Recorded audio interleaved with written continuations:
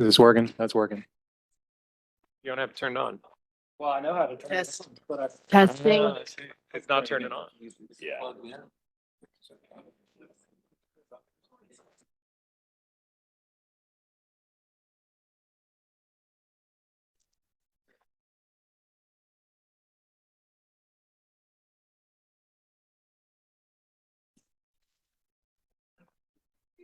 It does.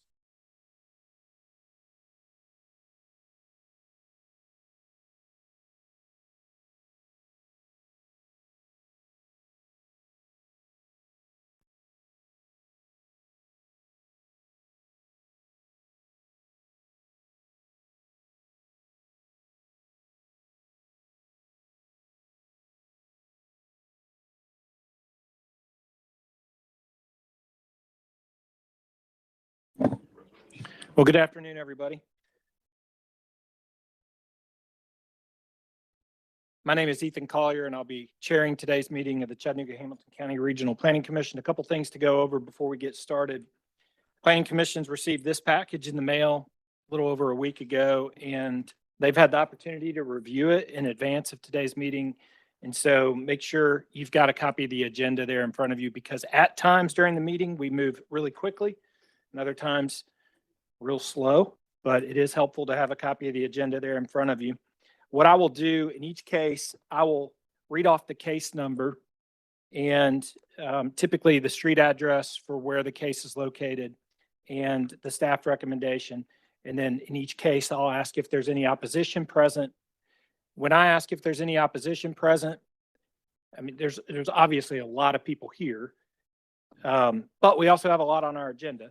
When I ask if there's any opposition present, what I'm looking for are for hands to go up if you're here in regards to a case and you want to speak in regards to that case. So if I list off a case number and you're here and you wish for your presence to be made known, or you want to be able to speak, make sure to raise your hand when I ask if there's any opposition present. Then I'll ask if the applicant's present. And almost all the time they are. If we have a staff recommendation to defer or deny or a handful of other things, we'll hear the staff presentation first. And then the applicant will come up to the mic.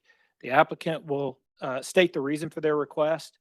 I will give them 7 minutes to make their case for why they're asking for what they're asking for. And then the applicant will sit down. Then the opposition will have a total of 9 minutes. So it is not uncommon at all for, I mean, what you're witnessing here today, we do every single month. Every single month, we give 9 minutes to opposition to talk. Now, sometimes what we have 20 people that want to speak. That doesn't work because 20 people can't speak in 9 minutes. So what happens normally then is the first person gets up to the mic. Do state your name and address when you come up to the mic. I'll remind you of that if needed. State your concerns and keep your comments brief, especially if you can see that there's a lot of people that want to speak behind you. And then take a seat. And we'll just go through as many as we can get through in 9 minutes. After we've heard from opposition, the applicant will have an opportunity to come back up to the podium here and answer any questions, and they'll have 2 minutes to respond to what they've heard in opposition. So that's the way we conduct every meeting. 7 minutes for the applicant, 9 minutes for opposition, 2 minutes afterwards. With that, I guess one other thing I wanted to mention is that there are a lot of people here. I would imagine you're all here for a handful of cases that are on our agenda today. We're going to go through our agenda, just business as usual. When we get to new business, we're going to shuffle a couple things around to see if we can't get the vast majority of you out of here sooner. But you'll have the opportunity to see how this goes. And the other thing I wanted to tell you is that y'all have filled this room and it's standing only. We have a lot of work to do here today. So after we take action on the case that you're here in regards to, please make your way out of the room as quickly as possible so that we can get back to the business that we have here in front of us. So I'll remind you of that when we get there. So with that, Mr. Schultz, is there anything else you need me to cover? No, I think you covered everything, Mr. Chairman. Okay. All right. So the first case on our agenda under old business is HCSDV 25-9, and it's a request for 3 variances. And it's located in Cambridge Square. It's lots 1,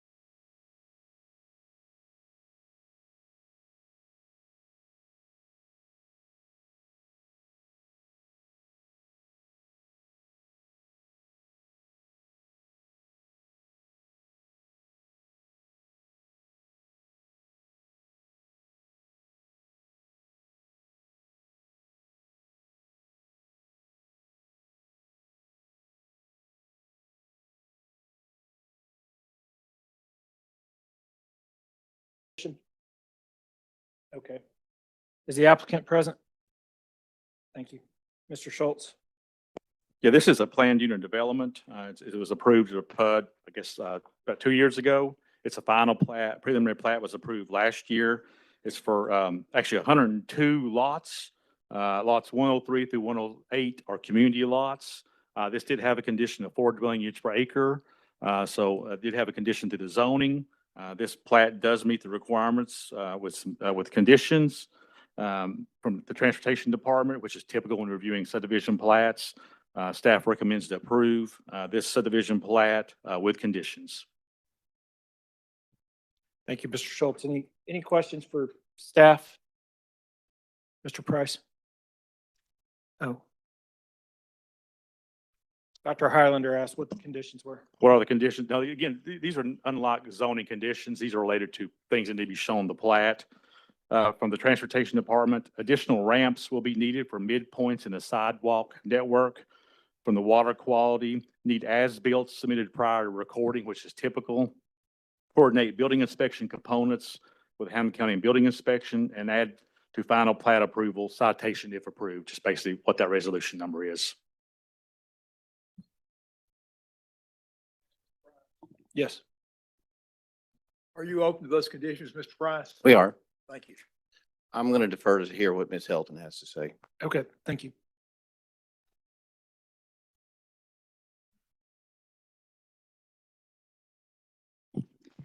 Kim Helton, 8618 Snow Hill Road. I spoke when the preliminary plat was up for adoption, and the acreage on the preliminary plat was only 21, a little over 21 acres. So at 4 per acre, that would have just been 88 lots. And this plat has 102. The acreage was changed to 24.83, and that would be 99 lots at 4 per acre, but it has 102. The original PUD had 103 lots. But the stormwater ponds were in different areas on the original PUD approval. I do have some questions as well about the stormwater ponds.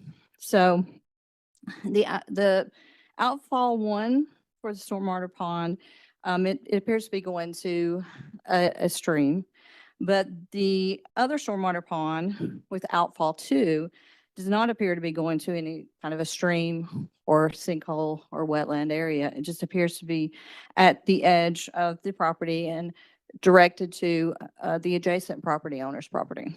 There's also a 14-foot wide emergency spillway for that stormwater pond, and both of those are directed to the property adjacent.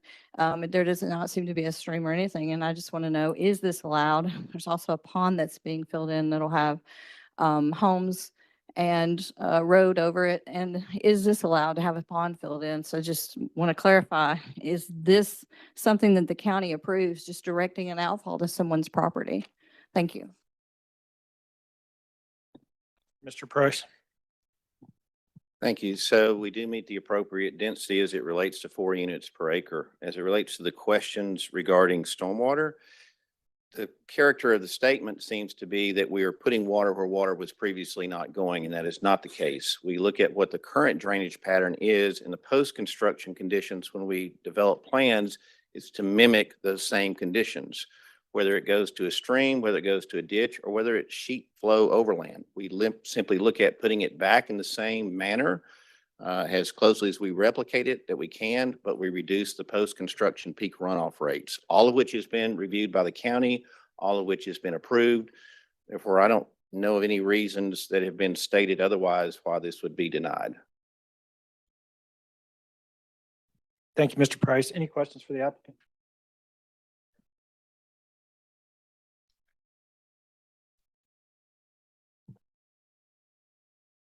What's the will of the commission?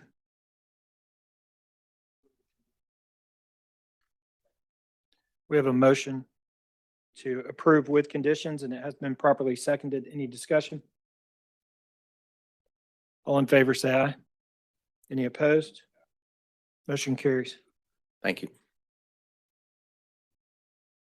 Next case on our agenda under new business, it's item 2. It's HCSD-25-59. This is a final plat for Brookstone Manor subdivision and plan unit development, lots 1 through 76 and community lots 1001, 3, 3010, 3132, located at Ottawa Ringgold Road. Staff is recommended to approve. Is there any opposition present? What's the will of the commission? We have a motion to approve and it has been properly seconded. Any discussion? All in favor, say aye. Any opposed? Motion carries. Next case on our agenda, HCSD 25 60. This is preliminary plat for Prairie Pass subdivision phase 8. Lots 289 through 374 and community lot 214. Staff is recommended to approve. Is there any opposition present? Is the applicant present? What's the will of the commission? Second. We have a motion to approve and it has been seconded. Any discussion? All in favor, say aye. Any opposed? Motion carries. Item 4 on our agenda, HCSD 25 61. This is preliminary plat for Sandspurry subdivision. Lots 1 through 8, lots 10 through 16, located at 2925 Sandry Lane. Staff is recommended to approve with conditions. Is there any opposition present?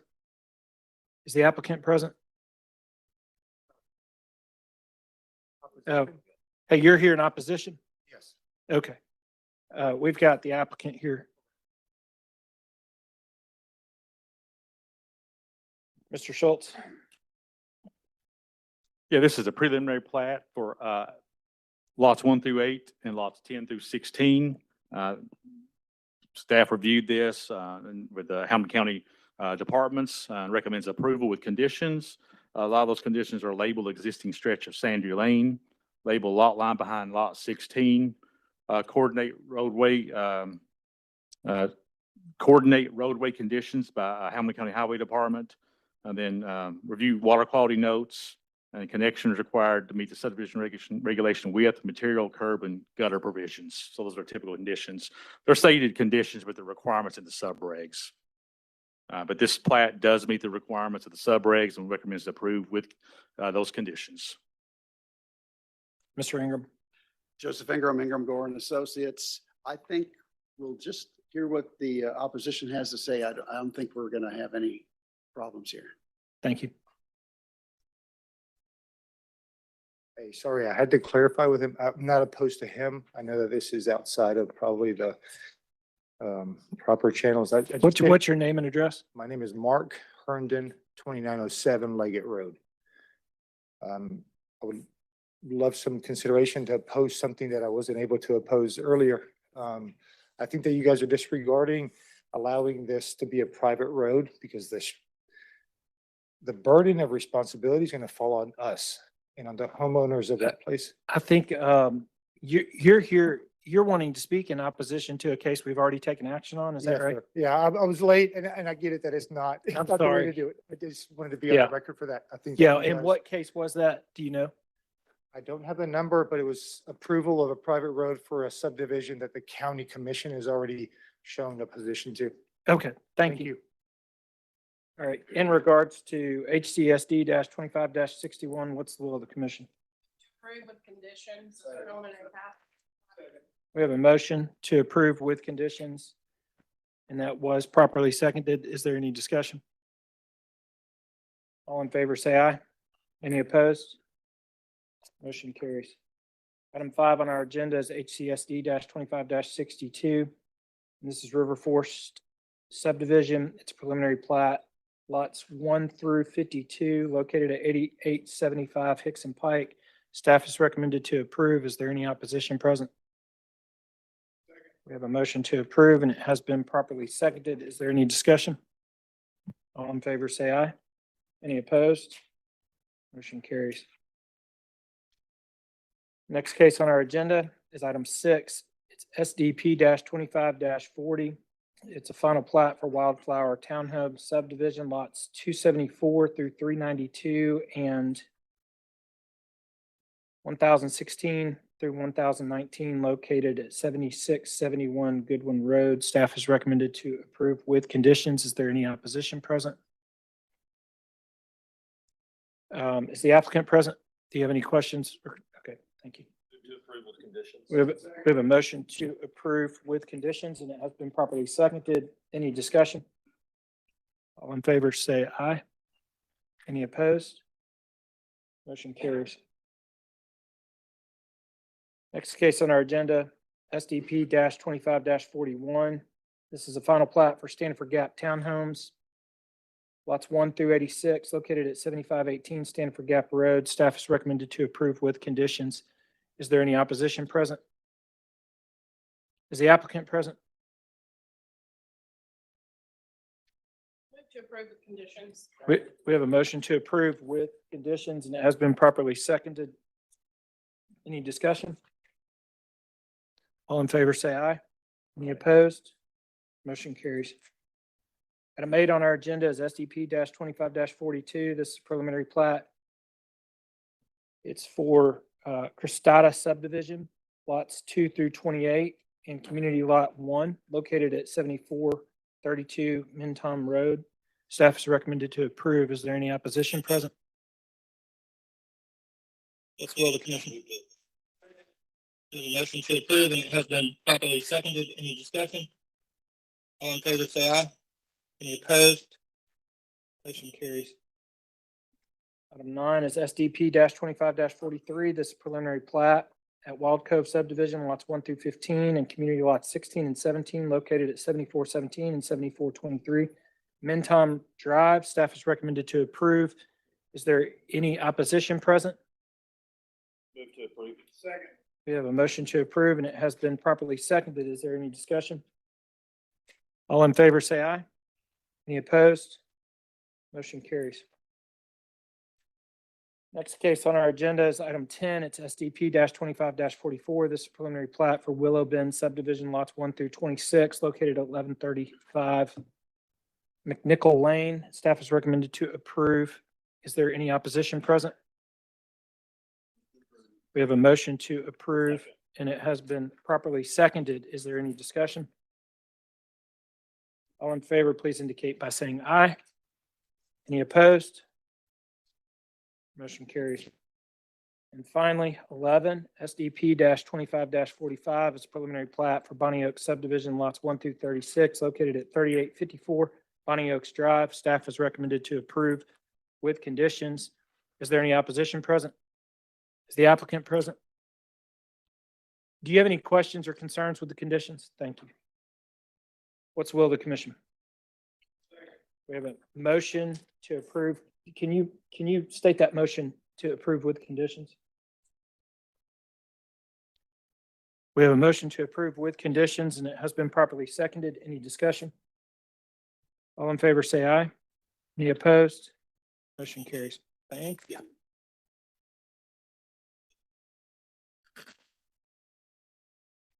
All right, we have 2 items here under old business, case 2025-0058, 2025-0059. Both are recommended for denial. Is there any opposition present? Okay, and is the applicant present? All right. Mr. Price, we deferred these. Can you come up to the mic?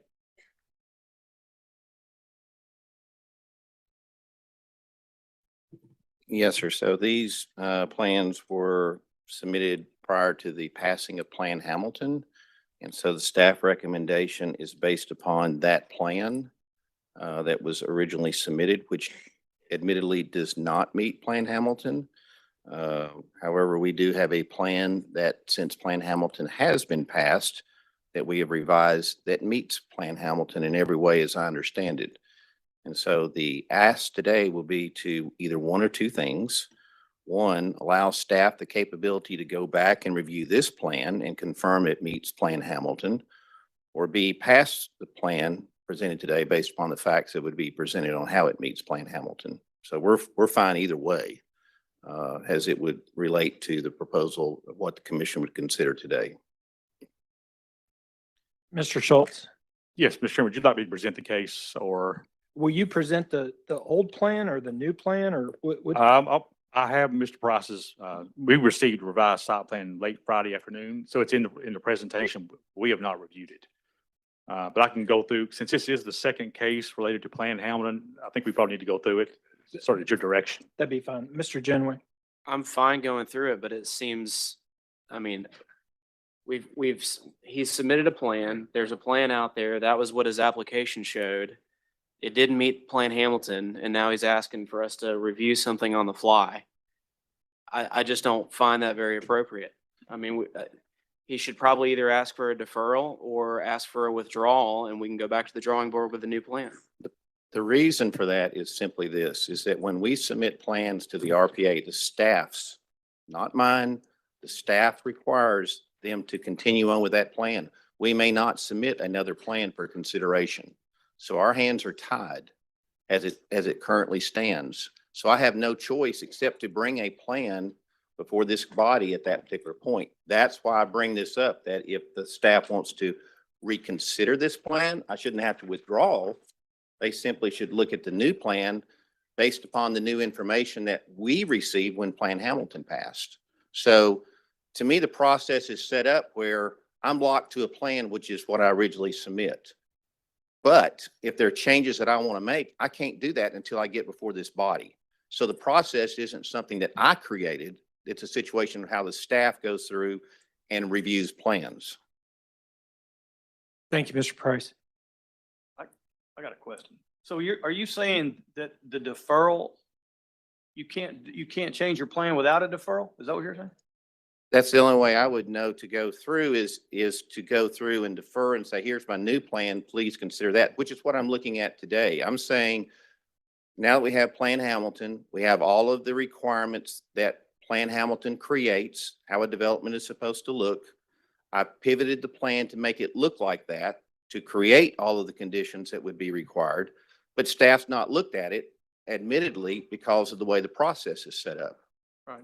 But you didn't submit it for them to see it until Friday, right? So, I mean, if we. Correct, but even if I'd submitted it 2 weeks ago, the staff previously would never have changed their recommendation. They would have stayed with the old plan, the old recommendation.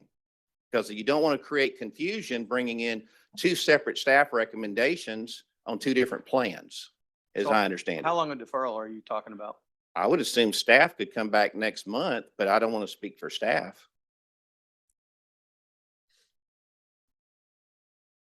Mr. Genway. Brian, how long do you feel like staff needs to review this to make a informed recommendation? We could review it by next month. Okay, then I move to defer till next month. So in regards to case 2025-0058, we did have a number of people here in opposition, so I want to give them a chance to speak. We do have a motion to defer, and it has been properly seconded. Any discussion? And that deferral was for 30 days or till next month. Yeah, 30 days till our next planning commission meeting. Sure. But it's, yeah, that's fine. Brief comment, Chairman. We do not have sewer on this capacity. And I talked to WWTA. Mike Patrick said he does not foresee sewer there in the near future. Will that impact you, Mr. Price? No, the way Plan Hamilton is set up, it doesn't talk about whether or not I have sewer to develop a plan today. What it simply states is when you have sewer, this is how you shall develop it. As a matter of fact, there's precedent been set where plans have been approved. We've got one that just passed not 5 minutes ago, that 7 years ago when it passed didn't have sewer. So it's not uncommon or out of precedent to pass a plan. It just simply means when you get sewer, here's how you will develop it. Thank you. I think it's a dangerous precedent if we pass something along before it's eligible for according to sewer or any other regulation. That's my personal opinion. Thank you. All right, Mr. Price, we've got a number of people here in opposition that wish to speak. Kim Houghton, 8618 Snow Hill Road. So my question would be, how can they submit a new plan without submitting a new application? And isn't there an application deadline? How can that be heard in 30 days? If there's going to be a new plan, a new PUD application, it's not going to meet the deadline. And is this whole case going to be withdrawn, or are they just allowed to change things on what they submitted to begin with? And there isn't sewer availability. That's the way the plan was, what we understood to be. After the resolution 825-18 changed everything, we understood that only if the sewer is available could you use 3 per acre. So those are some kind of questions that I have. Thank you.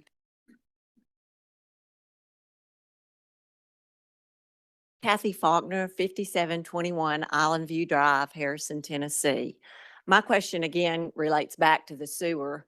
It is our understanding there is no sewer capacity there. So why would you even submit something that would be predicated on having sewer? I think this is premature. So I want you all to consider that. Also, with 825-18 that Commissioner Lee Helton presented, and I'm not speaking for him, but he specifically did say, so I'd like you all to check those facts, that he would never vote for any more rezoning on Snow Hill Road, Hunter Road, or Bill Jones Road. And if I'm not mistaken, this is Hunter Road. So I highly ask you to please research that before you consider this. Thank you.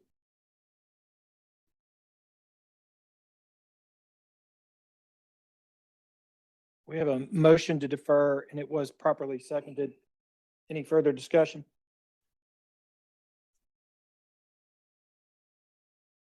All in Mr. Mr. Chairman, I don't want to belabor the point anymore, but I think it's important that staff get at least the 30 days here to review this case and make an informed decision on a recommendation.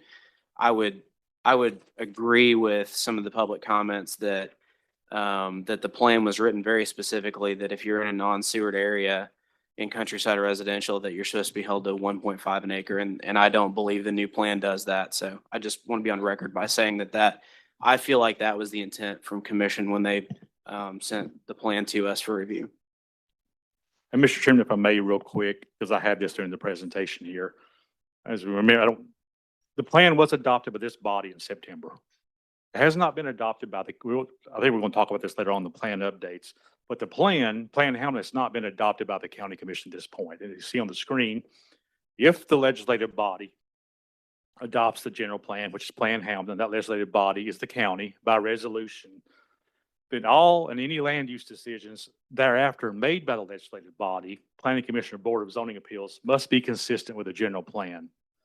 Again, that plan has not been adopted by the county RPA, and the Planning Commission is using it as a guide until we're directed by the county commission to move that plan forward to them for their adoption. But just give you, it's a guide right now for us to use. But it's not been adopted by the county commission as the general plan as required by, this is all coming from state law. Just give you a quick update on that. Thank you. Any other discussion? All in favor, say aye. Any opposed? Motion carries. And the other case, 2025-0059. It's the special permit related to this same. We have a motion to defer for 30 days, and it has been properly seconded. Any discussion? All in favor, say aye. Any opposed? Motion carries. Thank you.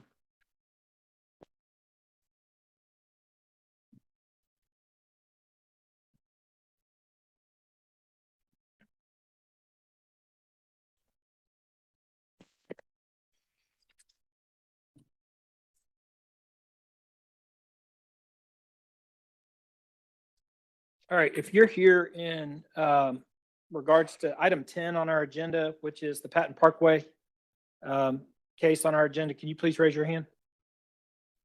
All right, fantastic, thank you. All right, we're going to move that to the top of the agenda under new business. Sure. And hear that first. Is the applicant or representative of the applicant present as well? Okay, thank you.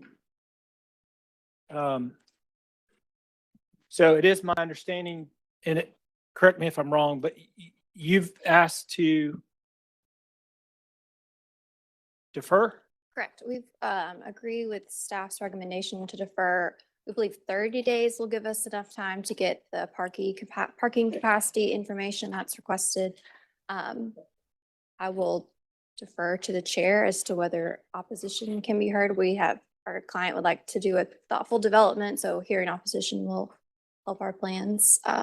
Yeah, again, we'll defer to the. Yeah, we did have a lot of people show up, and so I think it would be helpful if, for those of you who have shown up today, if we heard the full staff presentation, the applicant is asking or is agreeing with staff's recommendation to defer. So what we'll do, will you want to make any comment? I can make quick comments after staff's Okay, presentation. fantastic. Thank you. Sure. Mr. Phillips. Mr. Chairman, we did receive, there's a lot of people here today in opposition. We did receive a lot of emails in opposition. A lot of it was about, demoing the existing building, putting up a 12-story building at this location. We did receive some pretty, you have this in front of you as well, some comments from the church next door related to, and I'll let them speak for themselves, but they have concerns about the historic and architectural concerns, obstruction of light to the Tiffany windows in the church, parking and infrastructure limitations, structural integrity risk to the basilica, and then impact on large parish community. So they have some pretty good comments you have in front of you. Before we get started, though, just to remind everybody, this is a rezoning case. This is not about whether they can tear the existing structures down, because based on current zoning, the way it's zoned today, they can certainly demo those buildings today. It's not in a local historic preservation. It's in a national registered district, which contributes to that. But there is no protections that says they can't go in today and just to demo that building and construct a 6-story building on site the way it's zoned. So I'll make that clear. We're not here to talk about the demolition of the building today. This is a rezoning case. This is to rezone. It's in our form-based code district, UCX6, which is an urban context area, 6-story height, urban commercial mixed use to the downtown context at 12 stories. It's proposed mixed use development. It's roughly half an acre in size. Number of units proposed is 266 units with retail on the first floor. And that's overall density of 532 dwelling units per acre. This site, prior to form-based code, was zone C3, and then it was rezoned to UCX with form-based code adoption in 2016. There is DCX property to the west of this property. That address is 19 through 35 Patton Parkway. It's a vacant commercial structures today. To the north, this site's institutional uses. To the south, of course, is Patton Parkway and commercial uses and a parking garage. And to the west of the site is commercial uses. Here's a view of the site from Patton Parkway. Another view of the site from Patton Parkway, looking towards downtown. This is the site from Lindsay Street. This is north of the site, that's the church. This is north of the site, Lindsay looking up towards Memorial Auditorium. This is Patton Parkway, the sites on the right-hand side, volunteer buildings on your left. This is south of the site, which is a parking deck and the volunteer building in the background. This is east of the site, which is a parking lot. This is another view east, Lindsay Street. This is west of the site. This is the former Yesterday's or the Tomorrow building. This property is located in a downtown plan, which was adopted in 2005. The plan recommendation was this block of Patton Parkway be redeveloped. It's also in the form-based code. Here's a map of the context areas. You see the downtown core sort of shaded here. Then the area, the little red circle is what we're talking about today at Patton Parkway, located in the urban context area. So you see it immediately abuts the downtown core of the form-based code plan or zones. We did a zoning height map. The areas in bluish purple to the left, that's the form-based code heights at 12 stories. The yellow is the urban context. Those are 6-story heights recommended by form-based code. If you go further east across Houston Street, that's UTC. That's zoned institutional, which has a maximum height of 8 stories. And of course, to the south, across East Martin Luther King, that's 6 stories. So you can see these are the zone heights set by form-based code. Again, to the left or west of Georgia Avenue, it's 12. And then you do have some buildings to the east of Georgia, which is the Tomorrow building and Volunteer building. And I think this is the Golden Dome building at 12 stories. Even though they're not 12 stories today, they could be zoned, redeveloped as 12 stories. This is existing building height map in the area. You see Patton Parkway is circled in the red. It's currently 3 stories. To the south of Patton Parkway, that's the parking deck. That's 4 stories. The volunteer building is 12. Tomorrow building to the west of the site's 4. The church, we're guesstimating about 6 stories, if you will. Then the Golden Dome is 6. Carnegie Building is 3. And to the east are 5 and 3. So it's a mixture of zoning heights in this location.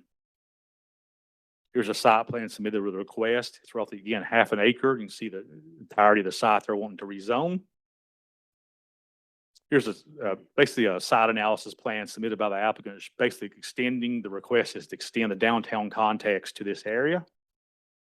Here's the site plan rendering or conceptual plan that was submitted with the case. You can see it's showing the church to the rear, Memorial Building to the left, and then to the southwest is the volunteer building. And you can see in the middle, the colored buildings, that's the site where it'll be 12 stories. Here's just some floor renderings of what the units would look like. Again, this is in the National Register. It's not a local historic register district. The existing development is a contributing structure to the Market Square Patton Parkway National Register District. The current zoning would allow removal or replacement, including change of use, appearance, and height of the existing buildings. Staff looked at this. We had this is a long staff report, but we looked at a lot of things going into this. One of the things we look at is compatibility of the proposed map amendment with existing and adjacent land uses. So with that, that's the question we looked at. The site is surrounded by a mix of land uses, including commercial, office, civic, and residential. The uses in the UCX and DCX zone are very similar. There's not much different in the uses. The DCX zone, when you look at the intent, is intended to accommodate a variety of residential, retail, service, and commercial building forms and uses in a pedestrian-friendly environment. Although buildings are allowed to be exclusively residential or non-residential in use, the vertical mixing of uses is strongly encouraged. Following that same question, the site is surrounded by mixed-use zoning, specifically UCX and DCX. You can see on the map, I know it's the same color, but the red labels show a difference of downtown and UCX near this property. The UCX urban commercial accommodates urban mixed-use development with a mix of commercial and residential uses in a predominantly vertical mixed-use form. There is a DCX 12 zone southwest of the site, the corner of Patton Parkway and Georgia Avenue. Again, that's the volunteer building and the Tomorrow building. So there is precedent for DCX zone abutting this site. The next question we looked at, the trend of development, if any, in the general area of the property being rezoned. The development form of this area is characterized by urban, pedestrian-oriented development pattern with a mix of commercial, residential, civic, and entertainment uses. As I mentioned a minute ago, in the building heights, they range from the smallest of 2 to 12 stories in this general location. Buildings have minimal front setbacks. There's a mix of surface parking lots and structured parking garages nearby. Patton Parkway was recently renovated to include new sidewalks, public art, and streetscape amenities. One of the differences between the UCX and DCX is development form standards. Currently in the DCX zone, the downtown core, you can have 100% maximum building coverage on the lot. That changes to 80% in the UCX. This building on this lot presently is closely aligned with 100% building coverage. Following that same general trend or the same general question, the DCX zone does not require any minimum parking requirements, while the UCX zone will require minimum parking for residential and commercial uses. The applicant in their materials stated their intention is to utilize existing on-street and paved parking lot and structures nearby. There is precedent for 12-story or taller buildings in the downtown core. There is a 12-story building, as I mentioned, at the corner of Georgia Avenue and Patton Parkway. So there is precedent at this location. The next question we looked at is the consistency of the proposed amendment with adopted land use / area plan policies. This is in the downtown plan from 2005. It classifies this area as a central business district, which is described as the economic core or the major downtown gathering place and a major transportation corridor. The plan also recommends that the buildings leave with the upper stories or upper floors for residential development, enable retail on the ground floor. For 19 Patton Parkway, the downtown plan recommends that these buildings be redeveloped. Following that same question, this is also on the downtown Chattanooga plan. Building densities are much higher. So these are some of the plan goals, I should say. Building density should be much higher in the downtown core than they are in other parts of the city. Historic building heights are,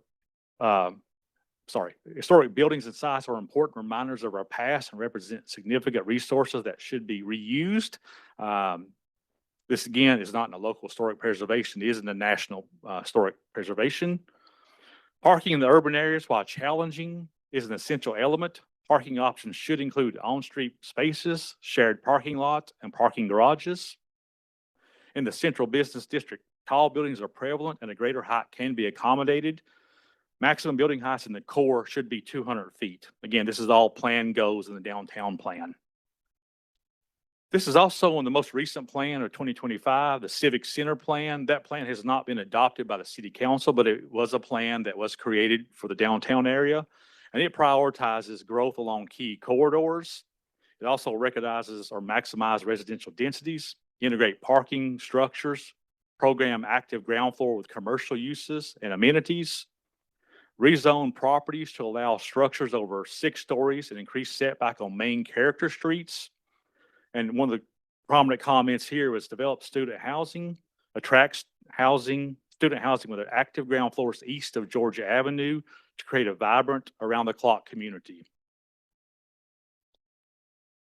Again, this isn't the form-based code. It's currently zone form-based code. So we looked at the general character of the downtown. What's what they're requesting.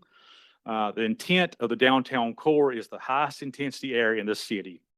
Office and employment activity are predominant with opportunities for multifamily residents and retail.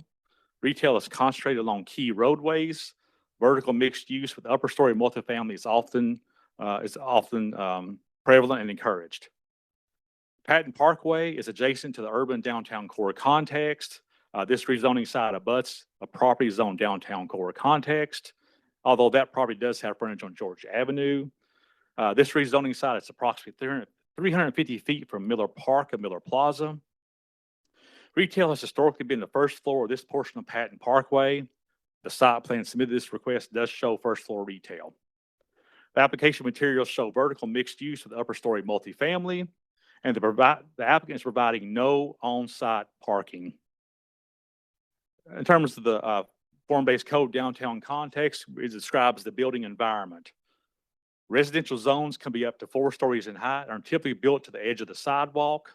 Mixed use and commercial zones can be as high as 12 stories with parking to the rear of buildings. Building coverage is high on the lot. Height. The current zoning as zoned today allows 6 stories or 85 feet. The applicant has requested a commercial mixed use zone, which is DCX 12, which allows 12 stories or 160 feet. When form-based code was adopted, the maximum height in the DCX was 12 stories.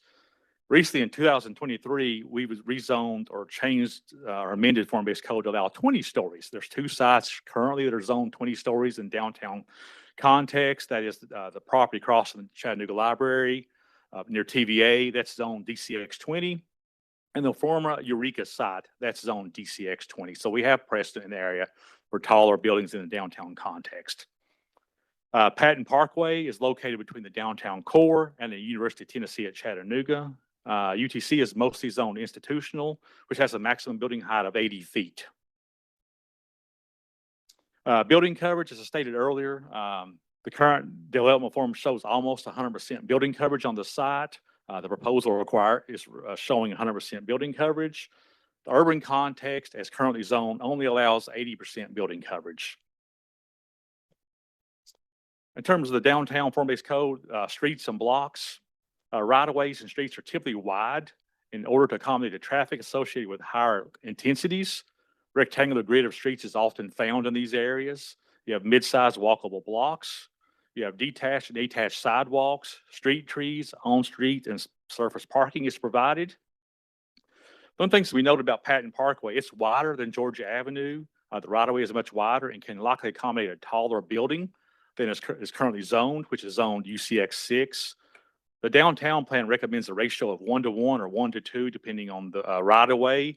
Using this methodology, 1:2, this site, because of the right-of-way is so wide, could accommodate a 102-foot story building or 102 feet building. Patton Parkway is part of a rectangular grid street system, has mid-sized walkable blocks, and it does include sidewalks, street trees, and on-street parking, and open space and landscaping. Parking and mobility. Parking is primarily provided in downtown context, on-street, in-surface parking lots, and in parking decks. The applicant noted they intend to use the surrounding network of adjacent existing service lots, parking structures, and on-street parking available around the site to meet the project's needs. Again, the downtown core or form-based code does not require minimum parking requirements. When form-based code was drafted in 2016, there was a lot of talk about parking and attention dedicated to that. At the time, it was determined to not require parking in a downtown core, as there is well-defined street grid, on-street parking is provided, there were underutilized parking garages, the downtown shuttle was available, the spine of the CARTA system and sidewalk network provided opportunities for parking, so that's why parking was not required in the downtown core. It was also determined at the time that the development/construction market would also help determine the appropriate amount of parking needed, if any, for such sites. So that's why there's no parking required in the downtown context. One of the things that noted, Patton Parkway is located between the downtown core with its transportation assets and the University of Tennessee at Chattanooga to the east. It's staff's understanding that the students could reside here, but could not park on UTC campus. So it's not providing, UTC campus could not provide parking for these students. UTC parking is reserved for UTC staff and students and events. So the proposed 266 units as currently zoned, UCX would be required to provide 266 parking spaces in the existing zone at the minimum. Extending the downtown core or code to this part of the property would remove that parking requirements. The extension also sets a precedent for extending the downtown core east of Georgia Avenue, outside these properties that have frontage on Georgia Avenue. Staff did some checking on some of the parking lots nearby. Just to the south of this site is the volunteer, across Patton Parkway is the volunteer parking garage. As of today, that parking garage, which is 4 stories, is 90% capacity to date prior to this structure being built. So overall summary, the existing development is a contributing structure to the Market Square Patton Parkway National Register District. The current zoning as zoned today would allow removal or replacement of existing buildings. This request does align with the 2005 Downtown Chattanooga Area Plan and the 2025 Civic Center Plan, which encourages higher density mixed-use development, ground floor activation, and redevelopment underutilized downtown sites.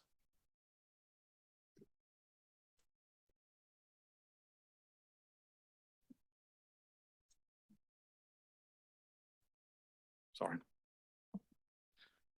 Staff generally finds the extension of the form-based code core context reasonable along Patton Parkway, as the site and proposal meets many of the characteristics of the downtown core. And it provides a mix of uses, opportunity for multifamily residents, proximity to the existing downtown core, and configuration of the Patton Parkway public realm. In order to reinforce the principles of that context, which is the downtown context, staff is recommending a condition to require ground floor retail, which is also shown in the site plan. Requiring ground floor commercial ensures the project contributes to the vibrant, walkable environment, provides active street frontage, and supports the plan goals for a 24-hour district with vertically mixed-use buildings. The two most substantial changes from this request is from the urban context, the downtown, is the increase in height and parking. Staff is recommending to step down the allowable height from the existing neighborhood downtown core heights of 12 stories as property transitions eastward away from the core towards the MLK neighborhood. The properties between Georgia Avenue and UTC generally have smaller lots, narrow street widths, and have less precedent for height than the downtown core. The plan recommends stepping down building heights as development moves outward from the core towards MLK. Again, other issues, parking. The rezoning removes the parking requirement and sets the precedent for extending the downtown core context east of Georgia Avenue. Again, as I stated earlier, the applicant intends to utilize surrounding network of adjacent existing service parking lots. Currently, we do not have adequate information to provide a recommendation on the aspect of proposed rezoning request. As this section of the urban core transitions to smaller lots, a wider range of institutional uses, and has fewer structured parking facilities. So staff did provide some guidance. Staff does recommend or provides guidance to approve DCX 10, not the requested DCX 12, with the following condition. Non-residential uses shall be required on the first floor. Residential uses are allowed on any of the remaining floors, but we also are recommending defer, depending on this discussion today between the applicant and the planning commission, how much of a deferral is required to address the parking issue and concerns.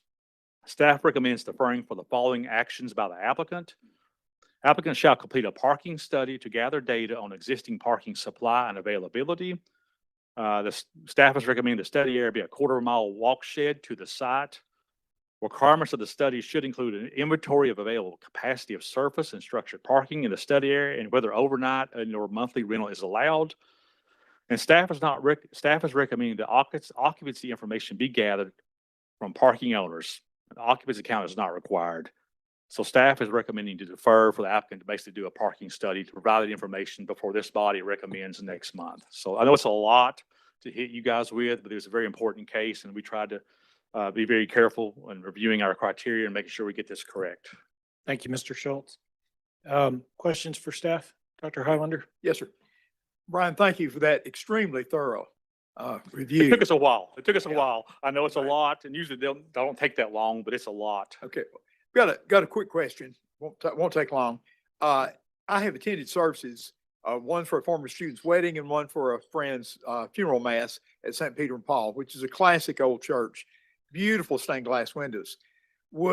I realize they can put a 6-story building up next to it. Those beautiful stained glass windows have light coming through them, and that gives to the ambiance of the church. Would 10 or 12 stories how much would that cut down on the ambiance and on that church? I cannot answer that, but that was one of the comments we did receive from a lot of the folks who attend that church or have been to that church many times. That was one of the discussion was the structure of light to the Tiffany windows that you're talking about. Right. But maybe they can speak better than I can to that. Okay, I was concerned about that, but that is a classic old church. Okay, thank you. Any other questions for staff?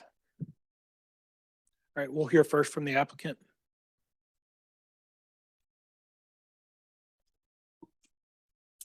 Thank you. Again, Hannah Claire Bogus, Chambliss, Bonner and Stoffel on behalf of the applicant. Our clients purchased this property with the intent to redevelop, to contribute to a revitalization of Patton Parkway, as mentioned by staff in their very thorough and thoughtful report. The building is currently vacant. Our clients want to see Patton Parkway used for its intent. The arts festival that was held there a couple weeks ago, they want to see more events like that and allowing commercial uses on the first floor and then bringing more residents to the area will help contribute to that. We agree with staff's recommendation. We'd request a 30-day deferral to allow us to gather information on parking. In our meeting last week with the MLK Board Neighborhood Association, they generally were positive with the request, but did also have questions about parking, mentioning that that was a concern that they had in their own area. And so this allowing us time to answer that question will also inform our discussions with them. Again, I'm happy to hear from opposition. You know, we do want a thoughtful development and just in the downtown area going up instead of out is just the confines of developing in a downtown area. So with that, I'll yield the rest of my time to respond to opposition. Thank you. All right, so if you're here and you'd like to speak in regards to this case, please, if you could line up on the right side of the room over here. We've got the applicant yielded 6 minutes of their time, and then we've got 9 minutes in addition to that. So we've got 15 minutes to hear from opposition. So one thing I'll ask is that if you're making a comment and, you know, you have some notes prepared in advance, if those comments are being made by somebody else as well, you might just skip that portion so that we're not hearing the same thing over and over again, and give as many people an opportunity to speak as possible. I will interrupt you just because I can see already that there's probably about maybe 8 or 9 people that want to speak. So I'll give you each a couple minutes and then I'll interrupt you and ask that you stop speaking and give somebody else an opportunity. So sorry, that's super rude, but I don't know that I have any choice. Hey, State your before- name and address when you come up. to Before the they mic, start, I do Mr. have one Payne. question. Just as from the staff and the applicant, is 30 days adequate if you have not already ordered a parking study this time of year? Can you do it in 30 days? So our understandings from staff's recommendation was that our parking study could be a discussion with the owners of the surrounding lots, which we have already started, but not finished. So it's not a formal parking study. Yeah, well, it's not a parking set like you're used to sitting in. The Reverend J. David Carter, pastor and rector of the Basilica of Saints Peter and Paul, 214 East 8th Street. I actually reside at the church with 3 other clergy. We reside on place. Very grateful for the comments of Dr. Highlander. We second what your concerns. I'm here to ask that you deny the rezoning request. Now, we are not opposed as a church to urban redevelopment, and we welcome all efforts to revitalize our downtown core. We very much would support such a thing. However, we must oppose the increase of the height that the building is being proposed to do. I represent the parish of St. Peter and Paul, which has over 3,000 parishioners, many of whom enjoy and would have exactly the same sentiment as Dr. Highlander and many more of those same problems. Not counting the short-term disruption that the construction would have, it pales in comparison to the adverse long-term impact that such a rezoning would have to the historic fabric of our surrounding neighborhood. As mentioned before, it would completely block that light from the beautiful Tiffany stained glass windows. There's already inadequate parking already, no additional parking included. I know that's the reason for the deferral, but I will tell you this, already, like today, we had a 12 noon service that had almost 400 people, and that's not uncommon for us at 12 noon every day of the week, that we would have at least 100 people coming through the church. And on Sundays, it's 3,000 people that would come through the church that need parking, and this it needs to be taken into account. The most important thing for us would be the structural integrity, and I'm going to defer to that to an engineer who is a parishioner who will speak much more eloquently than I can to that issue. Again, we have so many people, 3,000 people who would call this their parish home, who would be adversely affected by this rezoning, and it would completely detract from the beauty of our current campus as it's been there for 135 years as a church.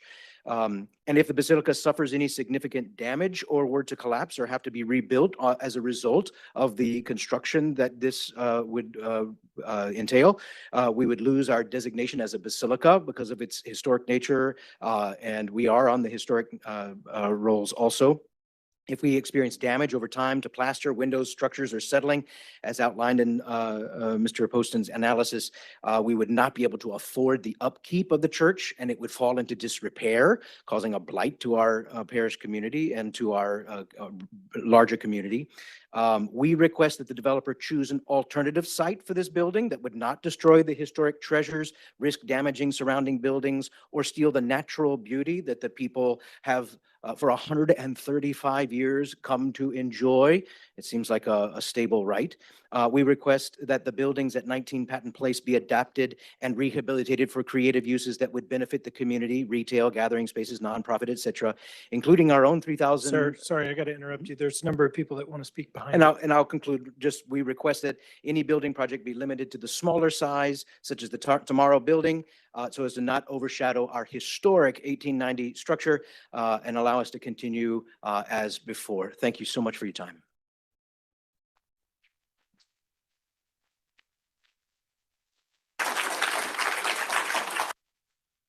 Sir, were you going to speak in regards to the church?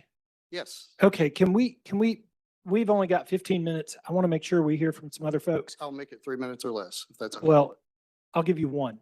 Okay. So you've got 1 minute. All right, speed read. Sorry about that. Thank you, ladies and gentlemen, for the opportunity to talk to you. Hello, Don. It's been a while since I've seen you. Quick introduction, native son of Chattanooga, ancestry back to the Civil War. Proud Tennessee volunteer, served in the military.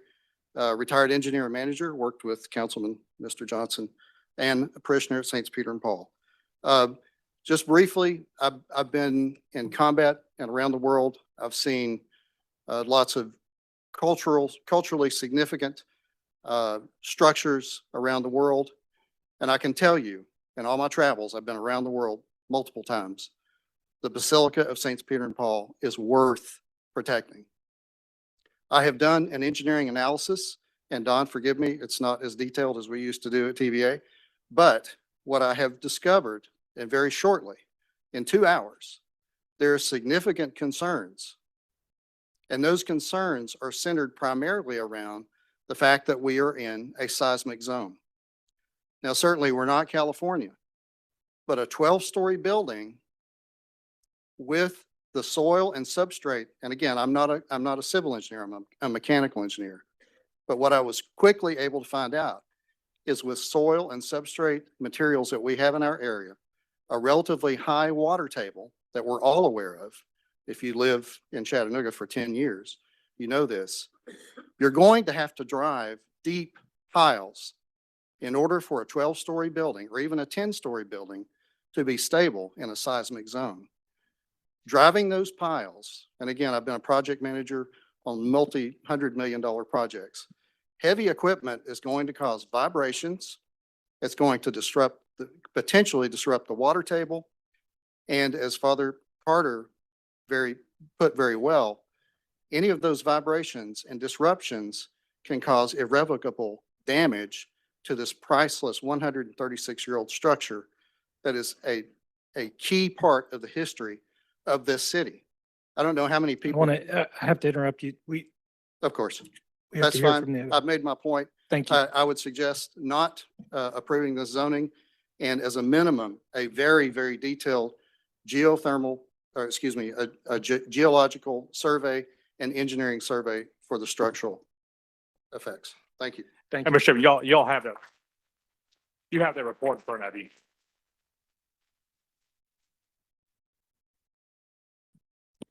Dari Owens, 129 Fair Street, Red Bank, Tennessee.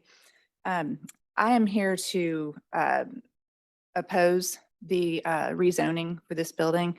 I own a business directly across the street on Patton Square, and although our business would be temporarily disrupted by the construction, it's more about saving a historical structure. And what's more important, I think that we need to weigh out is it more important to provide residential living downtown?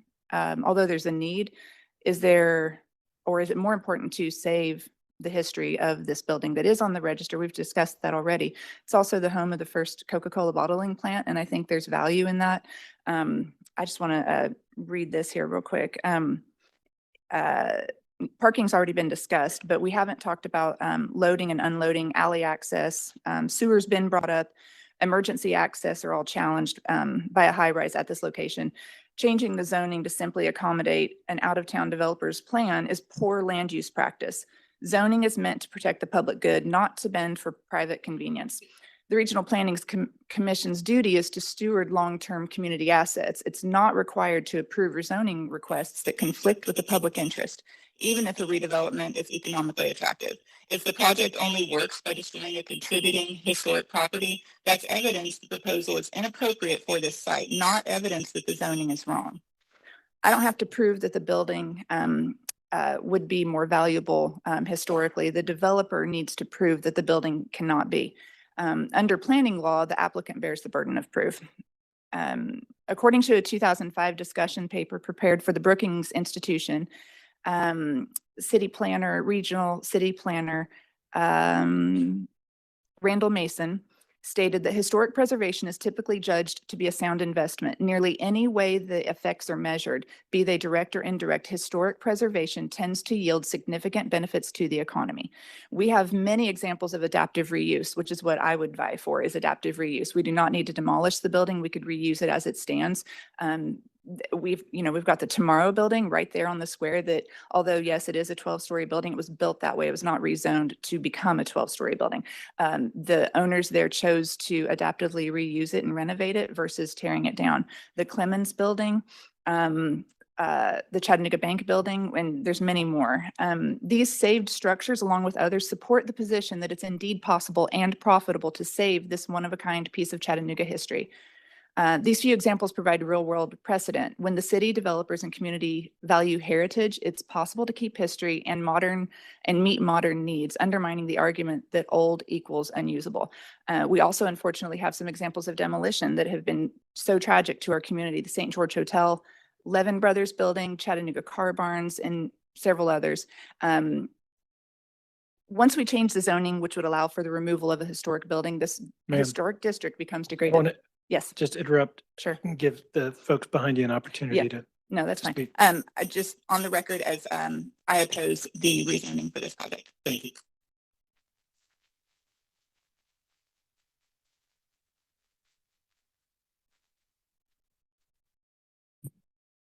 What a crowd, crying out loud.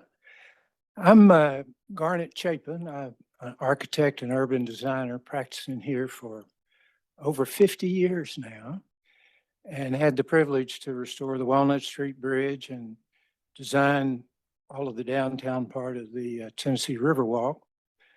And am very familiar with that area. I was disappointed when the city took out what essentially was a memorial there, but be that as it may, they've done a nice job for someone that's buying the property.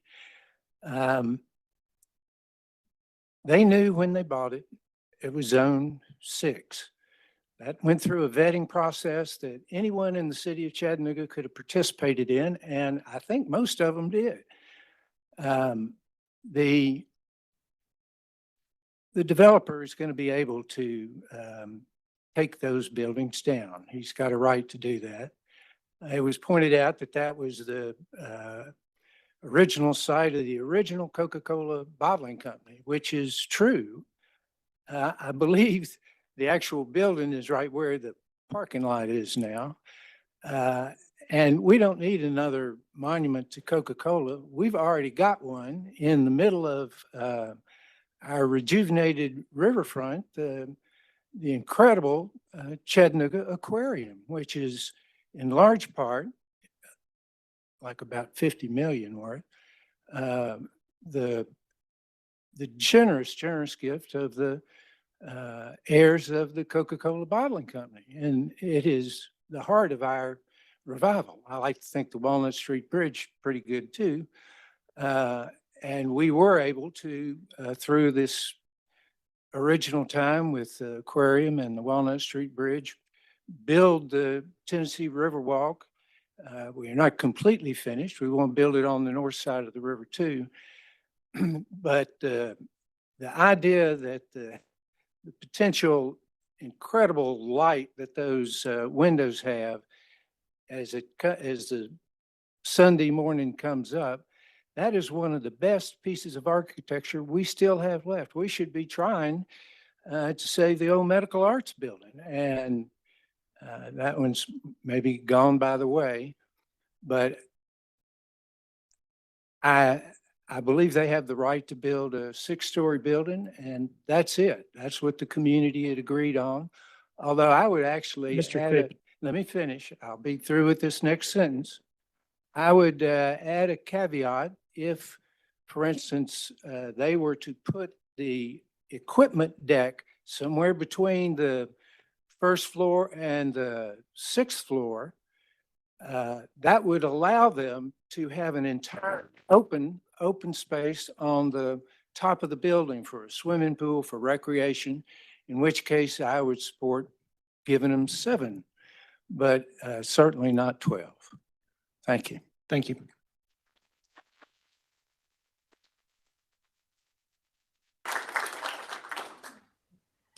I'm Pamela Patey. I should just leave it at that, shouldn't I?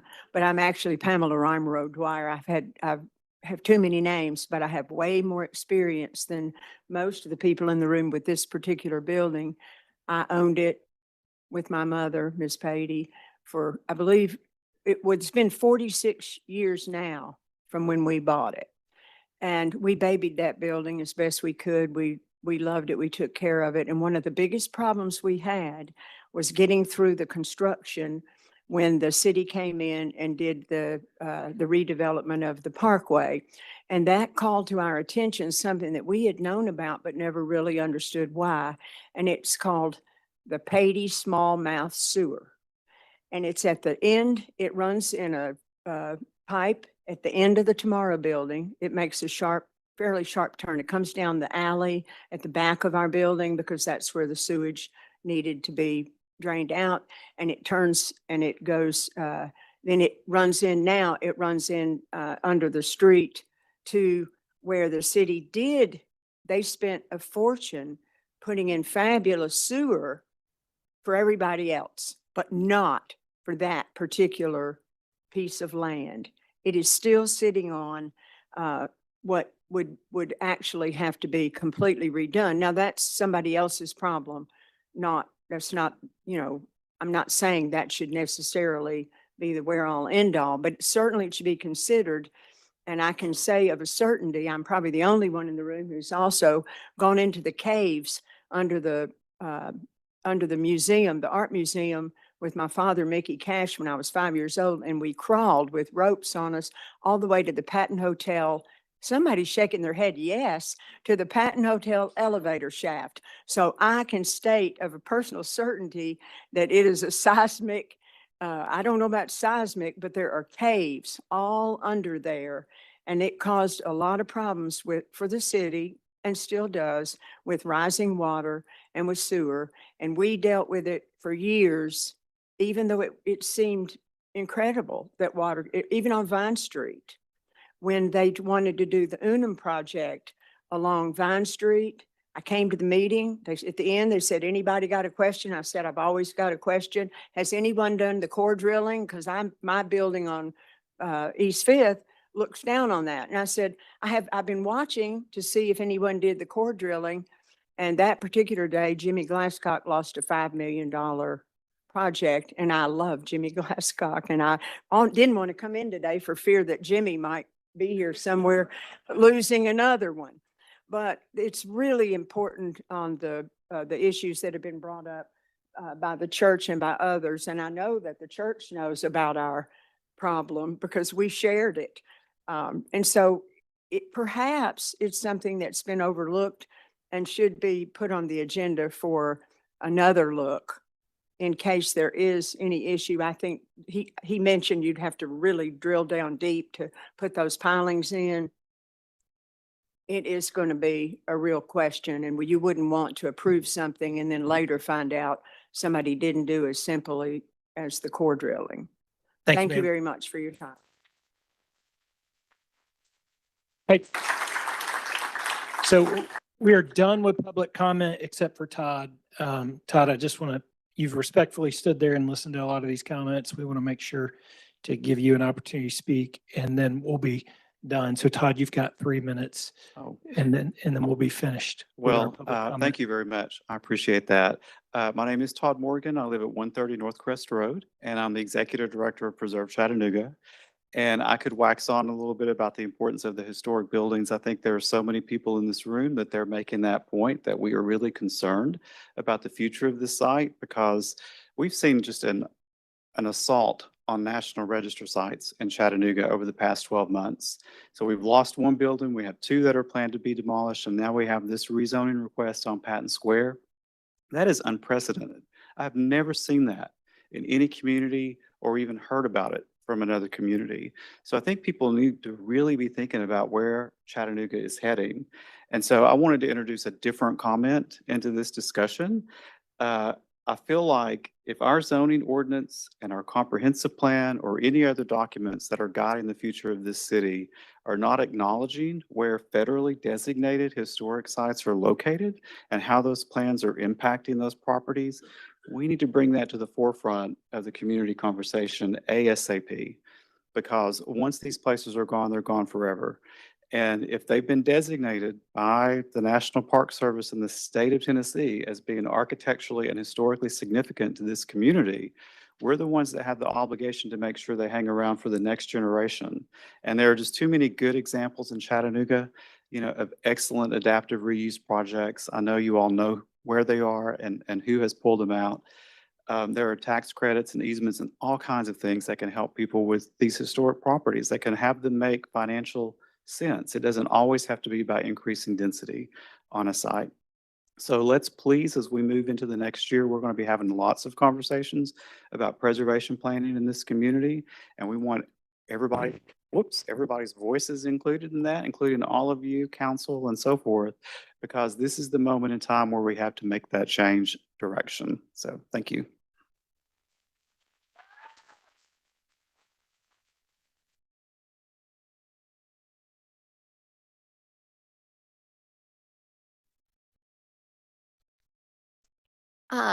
Thank you to everyone. I, again, reiterate the request for a 30-day deferral to January's agenda. I do want to point out that the preliminary structural information we've gotten about the building just shows that the current integrity of the building is not fit for redevelopment. And so I don't think it helps anyone to have a vacant property sitting there. And so our desire, whether the applicant is in town or out of town, is to invest money in Chattanooga and to revitalize Patton Parkway. And we think that this application and this rezoning will allow that to happen. So thank you. Thank you. What's the will of the commission? We have a motion to defer for 30 days, and it has been properly seconded. Is there any discussion? All in favor, say aye. Any opposed? Motion carries. Thank you. The case just got deferred for 30 days, so we'll hear it again in January. You're welcome to come back and join us again. We're going to take a recess until 2:30, Mr. Schultz.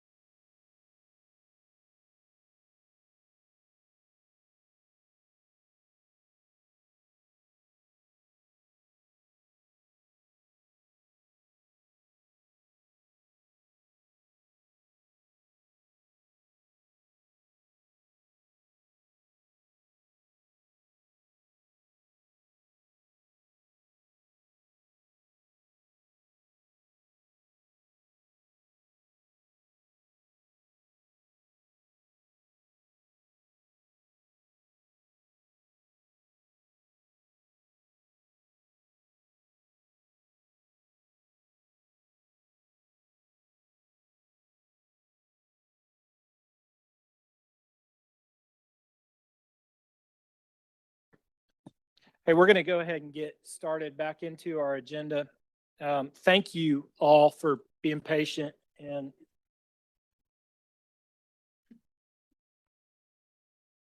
so the first item here under new business that we've got in front of us is case 2025-0194, and this is located at 9538 West Ridge Trail Road, and it's a special permit for a single wide manufactured home and has a staff recommendation to approve. Is there any opposition present? What's the will of the commission? Second. We have a motion to approve and it has been seconded. Is there any discussion? All in favor, please say aye. Any opposed? Motion carries. Item 2 under new business is case 2025-0176, and this is located at 3014 Dodds Avenue. And it's an application to rezone from IH to CC, and staff has recommended to approve. Is there any opposition present? Mr. Chairman, we did receive one email in opposition to this case. Okay. And you're here, or you're here in opposition? Okay, and is the applicant present? Okay, yes, ma'am. All right, Mr. Schultz. Sure, this is case 2025-176. This is a request to rezone from IH, heavy industrial zone, to CC, commercial corridor zone, for a grocery store or slash restaurant. It's roughly half an acre in size. You see the abutting zoning is M1, or I'm sorry, yeah, M1's the old zone. IH to the north and south and east, or west of the property. To the east is RN15. In 2012, this site, the property owner at the time did apply for industrial conditional permit. The application was withdrawn, but as far as zoning cases, there hasn't been none on this property. It's a vacant piece of property. To the north are commercial uses, to the south is commercial, and to the west is manufacturing and 2-unit residential, and to the east of the site is single-unit residential. Here's a view of the site. Another view of the site. This is north of the site. South of the site, some commercial uses. West of the site, you can see residential uses. This property is in the Rossville Boulevard Community Plan, which was adopted in 2004. The plan recommends a medium business mix, which is neighborhood, commercial zones, office, residential, similar uses. So the plan does support commercial at this location. Here's a closer view of the plan recommendation. You see it's in the black circle, which recommends medium business mix. Here's a site plan submitted with the request, sketch concept plan. This request is compatible with adjacent land uses, which is industrial, commercial, and residential. As currently zoned as IH, it does allow higher intensity uses that would not be compatible with adjacent residential as currently zoned. This request to go to CC is compatible with adopted land use plan. The development form in this area is 1 to 2 story residential and 1-story commercial buildings. The IH zone has a maximum building height of 80 feet and will permit higher intense development form than the CC zone as requested. Dodds Avenue is a minor arterial, and the land use plan recommends a mix, commercial and residential. So staff recommends to approve the rezoning from IH to CC at this location. Thank you, Mr. Schultz. Any questions? Dr. Highlander. Brian, correct me if I'm wrong, Mr. Schultz. Thank you, Chairman. There is somewhat of a food desert in that area, is there not? I can't answer that specifically, but I would imagine that's somebody who lives there could answer better than me. That probably is. I think that's what they want to do. I think Mr. Lyle has maybe some more information, perhaps. Sure. You have Chattanooga Neighborhood Enterprise did a map of the number of grocery stores and tiendas in that area, and yes, it does fall into what we would consider a food desert. Thank you. All right, we'll hear first from the applicant. Yes, ma'am. You want to speak in regards to this case? You're the applicant?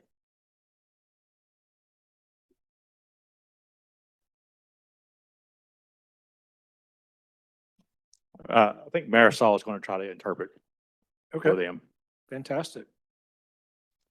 Marisol's been a tremendous asset to our office in helping translation.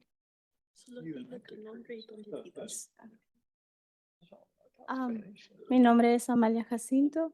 Vivo en la dirección 3011 12TH, Avenida Chattanooga, Tennessee, 37407. Mi petición para el día de hoy es quiero que mi propiedad, mi terreno, se haga como comercial. Yo tengo planes de hacer construcción para que sea un local para un negocio. Can we get an interpretation, like with Yes. shorter pieces of that? Her name is Amelia Jacinto Ramirez. Her address was provided. She was asking today to rezone her property to commercial so that she can build, establish a business on the property. Yeah. ¿Y qué más? Esto es mi petición y estoy de acuerdo en cumplir cualquier lo que la ley pide. Yo voy a respetar conforme lo que la ley dice, pero mi deseo es construir. She is okay with any future staff recommendations, and she is willing to work with staff on next steps. And she is asking to rezone to commercial for her business. Thank you. We'll hear from, you've got some folks here in opposition. We'll hear from them. And you'll- Muchísimas gracias. Thank you. Thank you very much. State your name and address for the record. Good afternoon. My name is Jay Gandhi and I have a business right across the street, 3100 Dodge Avenue. I have multiple business there and I've been there for last 22 years. So the main problem with that lot is like the traffic is coming downside and like people is always speeding on the street. So I asked for like a traffic sign or something to control that traffic because I see at least like one accident every month, like on the street easily. And every time that happen, like I'm blocked for like 2-3 hours for my business. I just completely shut down. And another thing is like there is a sewer ditch, open ditch is open over there. It's almost 5 by 5. And I see like kids fall down in there, the bicyclists fall down in there. Like even the last winter time, there's a whole car fall down in there. So I asked for the railing from the city. Maybe they can prevent that bad incident over there or something. And if they bring a retail over there, it's gonna increase more traffic and which is not good for community, like for the traffic sense of point and safety sense of point of view. So if the city will do something about it, I don't mind to like let them have the grocery store or something, but they have to do something about that traffic because during the peak time, it get worse and accident always happen at the peak time. And as a businessman and stuff like that, and we completely shut down for 2 to 3 hours and it's almost once a month, like especially on Friday and Saturday and stuff, which is bad for my business if the traffic keep going up and up. That's why I'm opposing it. Thank you, sir. Mr. Anderson. Thank you. Yes, sir. The gentleman who just spoke in opposition, let's talk to the councilwoman for the district about getting a stop sign. This planning commission does not have the ability or the funding to Yeah, make changes I to have infrastructure. requested it, but like that's what like if the city will do something about it, then because Yes. because that downhill and everybody's speeding coming down and it just there is a like right there where it stopped. I And there's understand. a Have you deep- spoken with Councilwoman Knoll? Yeah, who is- I spoke, but like I spoke about like railing that the ditch, the sewer ditch and stuff, but nothing seems to be moving and stuff like that. You spoke with her. Not like I sent some emails to them like last year or something. Okay.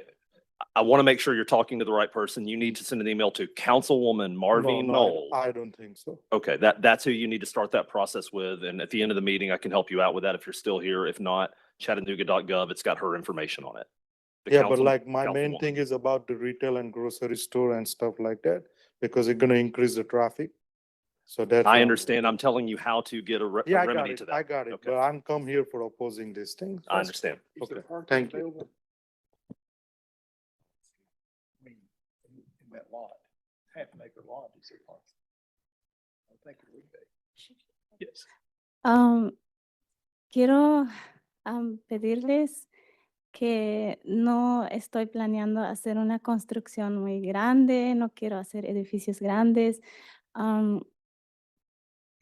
respetando las reglas o las recomendaciones que ustedes dan, poniendo las señas, los señales para la entrada de parqueo y todo eso, cumpliendo las leyes, yo creo que podría ser cumplir con lo que es el parqueo.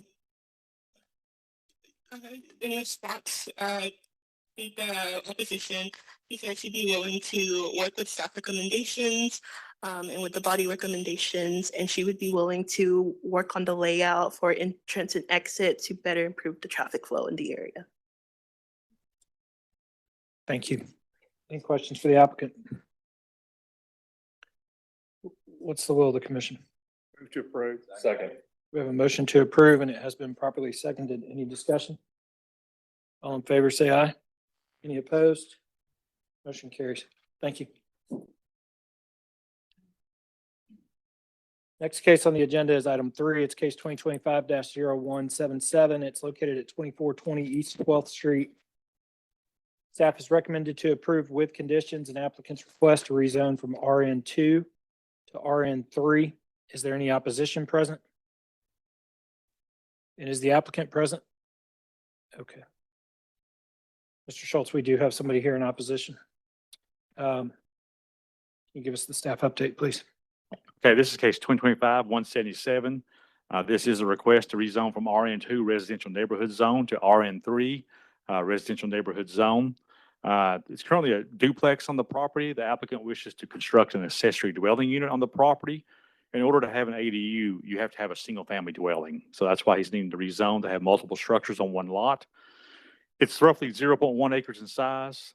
3 units on the property would show a density of 16.6 dwelling units per acre. There's been no recent zoning history for this property. Everything abutting this property is RN2 to the north, south, and east and west. Again, it's a current duplex on the property. To the north is the Parks building for the city of Chattanooga. You have a park sitting there, single unit residential to the west, a new 2-unit structure built to the south, and to the east is a linear park and single unit residential. Here's a view of the site from 12th Street, a view of the site from Buckley Street. This is a view of the site from Buckley Street.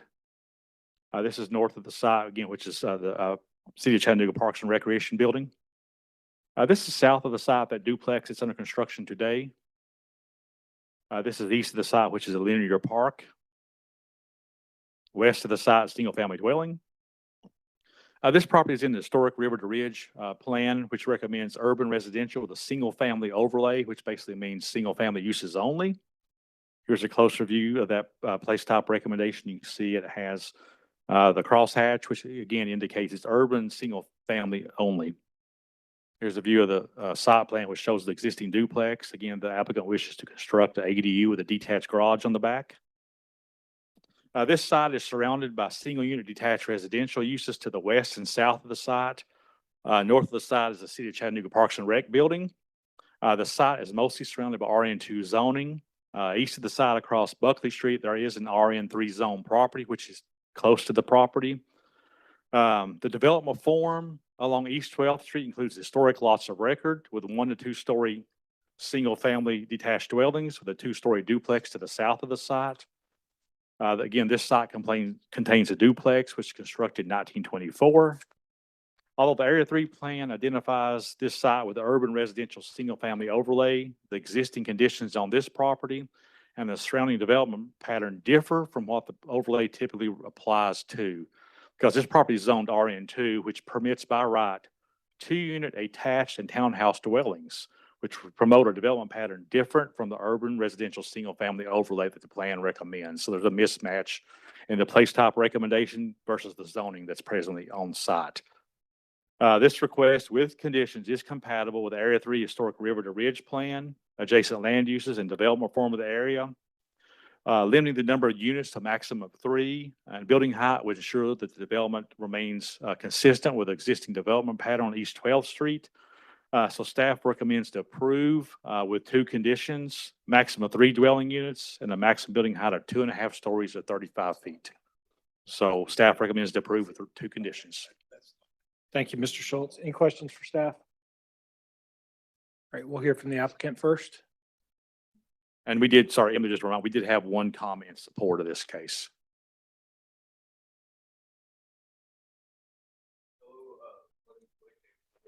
2422 East 12th Street.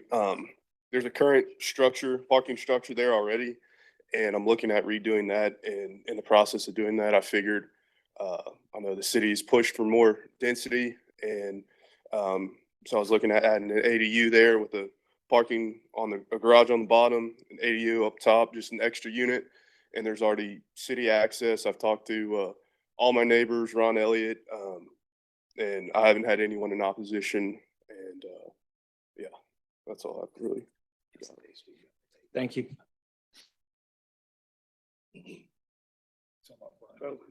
My name is Jose Mazariegos. Own a property behind their duplex on 2417. I also have a 2411 East 13th Street that is right in the middle of the street.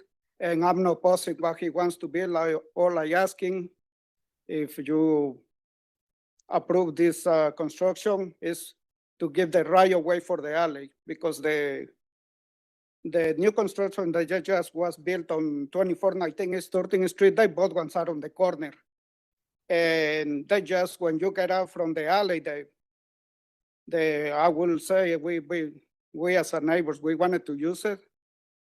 And they built it just right on the sidewalk. They put in a storage unit there. And when you come out, if we're gonna use it, we don't have the view to see if people is coming in or coming out from the sidewalk or cars. So then again, I'm not passing what he's proposing, but I would like for them to have enough room for people, for the cars to come out from our neighbor on the alley, to have enough view to do it. And also, another thing is a concern of traffic there. They don't have enough parking. All the cars are right on the corner of the 12th Street. So it will be just, that's my opposition about it, to leave the alley just clear enough for people when the cars come out to see if people is coming in or out. Thank you. So how would that building be permitted? Under traditional ADU rules? Yes. So then it would be 5 feet from the alley? Is that right? Yes. 5 feet now. Yeah, I think it's a minimum of 5 feet. 5 feet, I think. Yeah. Did you want to say something? I'm Mark Richmond. I'm the only neighbor that shares a property line with Blake. I've got the, 2418 East 12th Street, and I just wanted to speak in. I approved this, and I think it would be a great addition to the neighborhood. I'm actually in the process of building an ADU on the property next door right now. And you're right, it is 5 feet off the property line. So as long as the setbacks were met, I don't see any problem with building this. Thank you. And then, Mr. Campbell, there were some conditions and you were fine with those. Okay. What's the will of the commission? Approve with conditions. Second. We have a motion to approve with conditions, and it has been properly seconded. Any discussion? All in favor, say aye. Aye. Any opposed? Motion carries. Next case on our agenda is case 2025-0178, and this is located at 2409 East Main Street, and it's a lift condition. Staff is recommended to approve. Is there any opposition present? Is the applicant present? Okay. What's the will of the commission? We have a motion to approve, and it has been properly seconded. Any discussion? All in favor, please indicate by saying aye. Any opposed? Motion carries. Next case on our agenda is case 2025-0179. And this is an application to rezone from IH to RN13. Staff is recommended to approve. It's located at 5601 Tennessee Avenue. Is there any opposition present?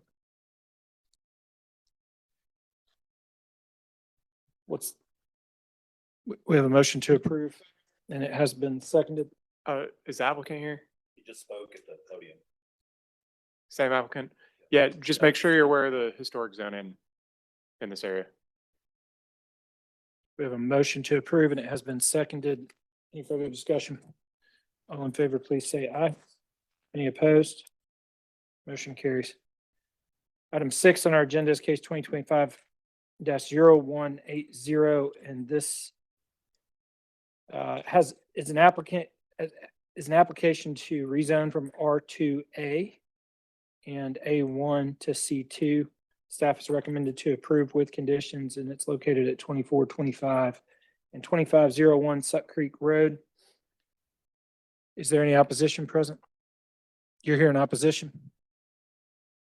And, okay, and is the applicant present?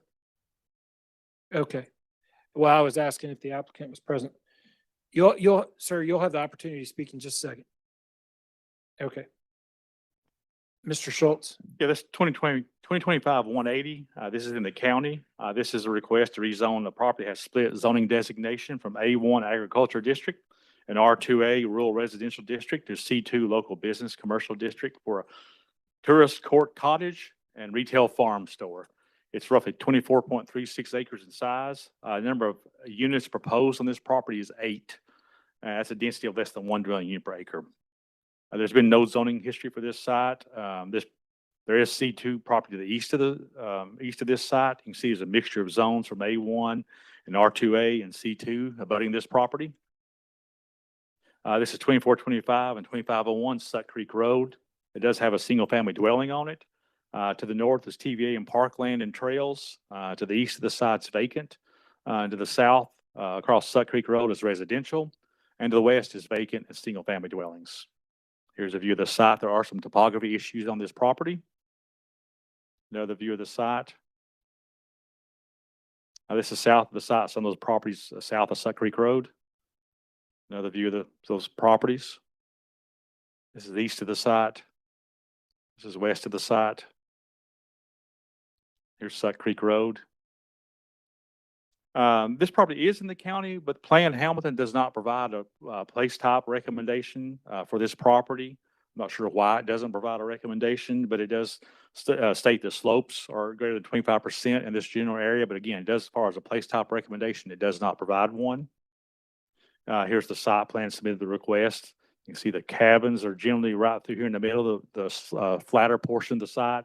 And over here to the west is where the retail store will be for the people who are staying in these cabins.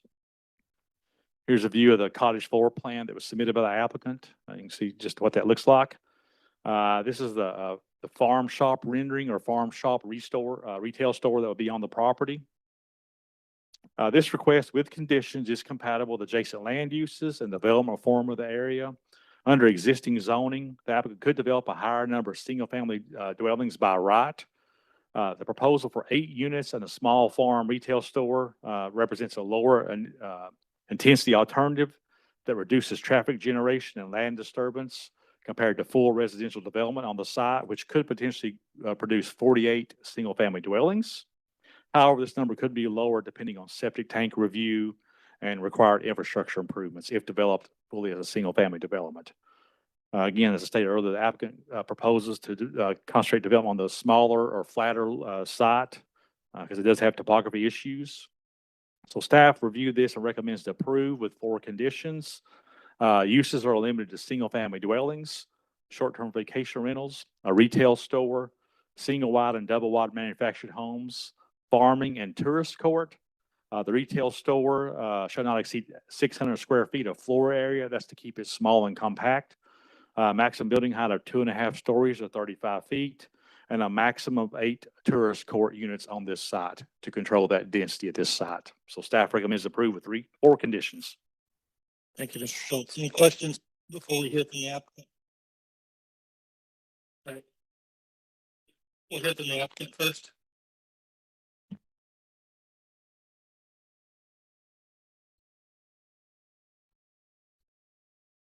Good afternoon. Can I hear any of the opposition before I have a chance to speak? Yeah, absolutely. We can do that. So if you're here in opposition, you'd like to speak, come on up to the podium line up here on the, if you're here and you want to speak, you want to hear from them first? Yes. Well, if he wants to hear from opposition, he's certainly entitled to do that. So, sir, you can have a seat. We'll hear from opposition. So if you're here and you wish to speak in opposition, come on up to the mic. Just you, come on up. State your name and address for the record.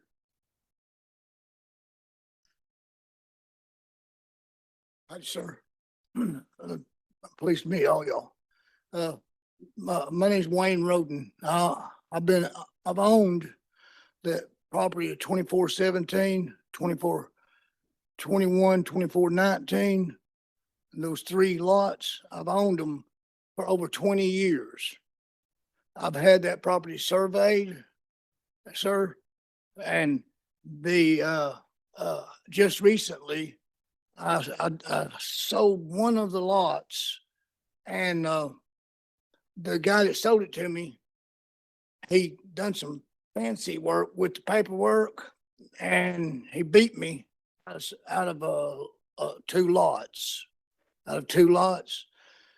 So, sir, I have walked all over that mountain. Like I said, sir, I've been there for 20 years. And that whole side of the mountain, you can't walk it.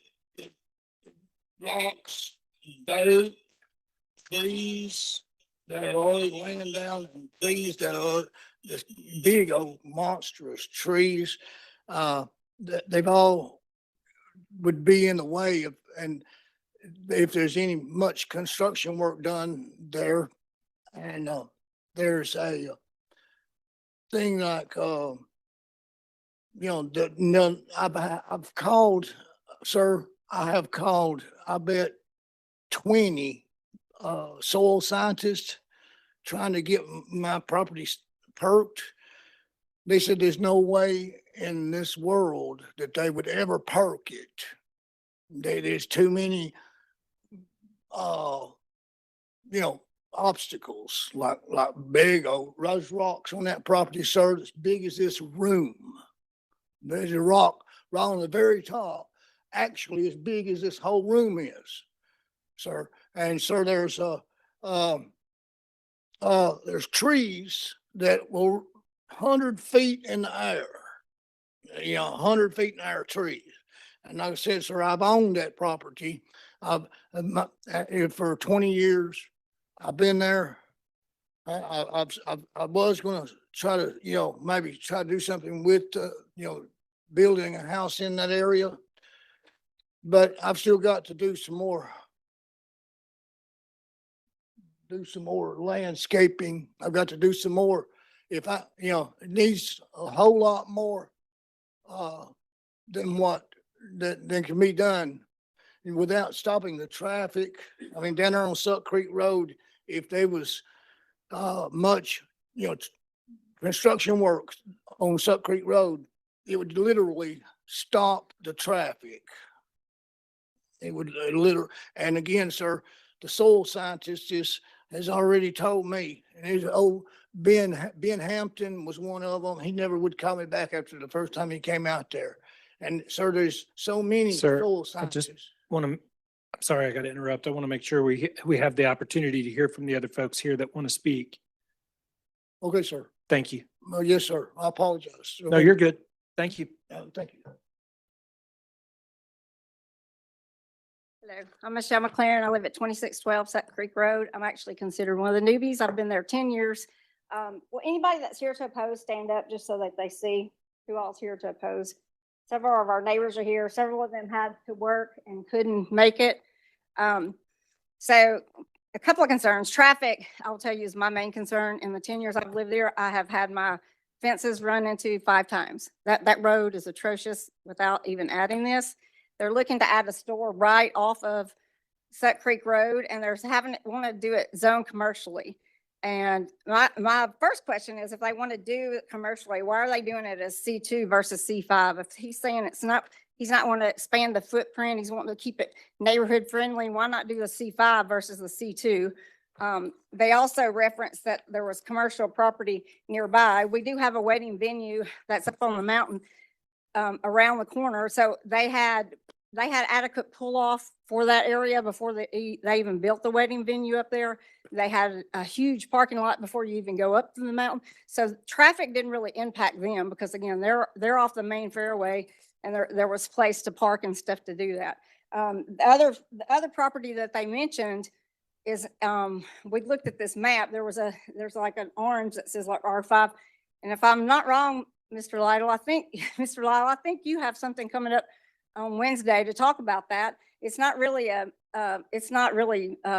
commercial. It's basically, they temporarily during COVID and everything put in a motorhome, and he's planning to get it rezoned, hopefully to move the line so that he can build a house. So again, it's all residential through there. So how they're trying to portray it is there's a lot of commercial property. That is incorrect. And so we just worry there's no septic up there, which I know has to be addressed once it gets approved, but there's septic, there's water runoff issues. Anytime there's any kind of big storms, we have all kind of boulders and stuff that come in the road already. And again, people can't drive on that road. So we just have a lot of concerns as far as the road and the safety and the sewer and where would they put it. Again, something against him. We haven't met him, but it's just, I just want to make sure you realize it's not really zone for, we live there residentially because we want it to be residential and we don't want it to become a Gatlinburg of the world and have just, it'd be all Airbnbs and manufactured homes and traffic. Those are like our main concerns. So I don't want to take up all the time, but I know she has a few to say. Thank you, ma'am. I do have a concern that Chip's not here and he's our guy. So just want that noted. Yes, my name is Robin Phillips. I live at 2701 Suck Creek Lane. I live right past this property and right past Michelle. And our concern is also with the traffic and things, and reiterate what she has said with the runoff of they haven't done any construction or any movement up there for a few years now since the other guy left, because the whole time he was up there moving boulders and everything, there's a boulder as huge as this desk right next to the road that's fell off because there's never, ever any time he could stop it. So there's one guy went up, pushed and cleaned his driveway up, and he stopped. He stopped everything. I don't know if this guy could even get anything to park up there. I don't know if anything, there's boulders. I know they have equipment to do all those things and the sewage and all that. And then our major concern is too, the traffic. The road is not wide. We like it that way. If you widen it, it will be a raceway. So, and I don't look for them to do that, but the traffic, when they come down through there at the other places, any place, because the GPS does not work, they'll stop right in the middle of the road and you slam on your brakes because people don't know where they're going, okay? At the venue, they do have a pull off, so they know where they're going. They pull off the road and they find it. There, they'll be right in the middle of the road. So that is our concerns mainly. It'll be dangerous, the runoff, the sewage, the boulders, the whole thing. So thank you for your time. Thank you, ma'am. Mr. Genoway. Yeah, I just want to pose a couple of questions that the applicant can start thinking about before he comes up and starts talking. I'm curious if the applicant has made any moves towards looking to see if septic is even a viable option. I've spoken to county staff and it doesn't seem like they think that there's much that could even be done on the property from a septic standpoint. I also just want to hear more about the camp store itself. Is it really mainly designed to service the buildings that you're building? Do you anticipate people from the community using it as well, or is it mainly just for your development? As far as your driveway entrance, have you looked at ways to build that in such a way where it's easier for people to pull on and off the road? So just some things to think about before you come up.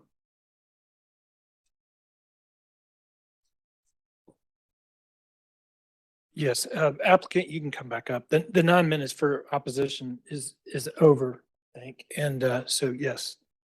Dr. Highlander, you had a question. Sir, have you had an opportunity to meet with the neighbors and discuss with the community? No, I did not. There's a lot of neighbors down through on Suck Creek. I was just hoping that might have been good if you'd had a community meeting, you get together and maybe have some of these things out prior to coming here, but thank you. Okay. You've heard from the opposition? As far as the perk test, we actually had 3 spots on the site that did perk. And so it is septic ready on the 3 spots we did have the perk test done. So we're aware of the septic issue, and we found 3 spots where it's fine. We didn't go throughout the entire property and perk all the different spots, but and again, this is zoned where we could, I believe it's 48 units we could potentially put on there. We're not going to do that. I'm actually going to build our own personal house on the north side of the property. I don't want it built up. I want to keep it very small, just a couple little cottages throughout. It's going to create minimal traffic. As far as the farm shop, it's only 600 square foot. We're talking about very, very small. It's not going to be like a tourist stop or anything. It's just too small to even have much of that. And it is going to be more geared toward the people staying there. And there's only going to be, actually we had, I think it's only 7 units that we had it planned out for. The 8th unit was actually the farm shop itself. So it's, I have other short-term rentals in other states, and people come in maybe 2 times a day. They go to there, stay in the night, and then they leave in the morning to do whatever else they're doing. And it's going to be more of a stopping point for people going to the state land back there, and for anybody wanting to go, anything on the river there. So it's really not going to create very much, and that's our plan. We don't want it to be busy because we are going to be living on the property. That's the main dwelling is going to be ours. So that's kind of the plan. It's not going to be some big development. It's not going to, and even though we have the propensity to put more units on there, that's not our goal or plan. And one of the conditions is that it limits us to the amount of units that we have on there or have proposed. Any other questions for the applicant? Mr. Genoway? Yeah, I just want to, I guess, give the community around him a little bit of peace of mind. Number one, our septic rules are pretty strict. I don't know what he'll be able to do on the property, but I imagine it's going to be limited. Now, his density request is pretty low, at least, considering what we allow everywhere in the county, it's pretty low.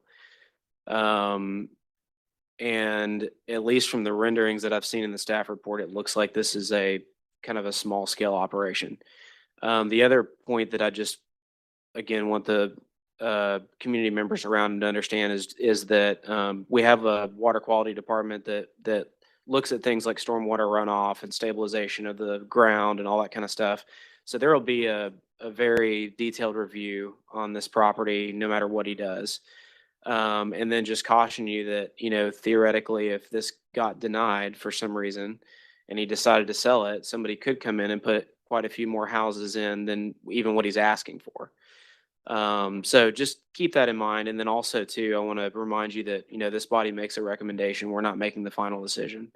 So this will go before county commission next, no matter what we recommend. And they'll have the ultimate say. They're the final word on this. So why could he not do the C5 versus? So there will be opportunities at county commission for you to ask any follow-up questions. We've heard from opposition here. And then 2, you may be able to, as soon as we take action on this, it'd probably be a great idea if y'all got out there and exchanged contact information, and maybe you could have some conversations offline between now and the county commission meeting. Mr. Maybe.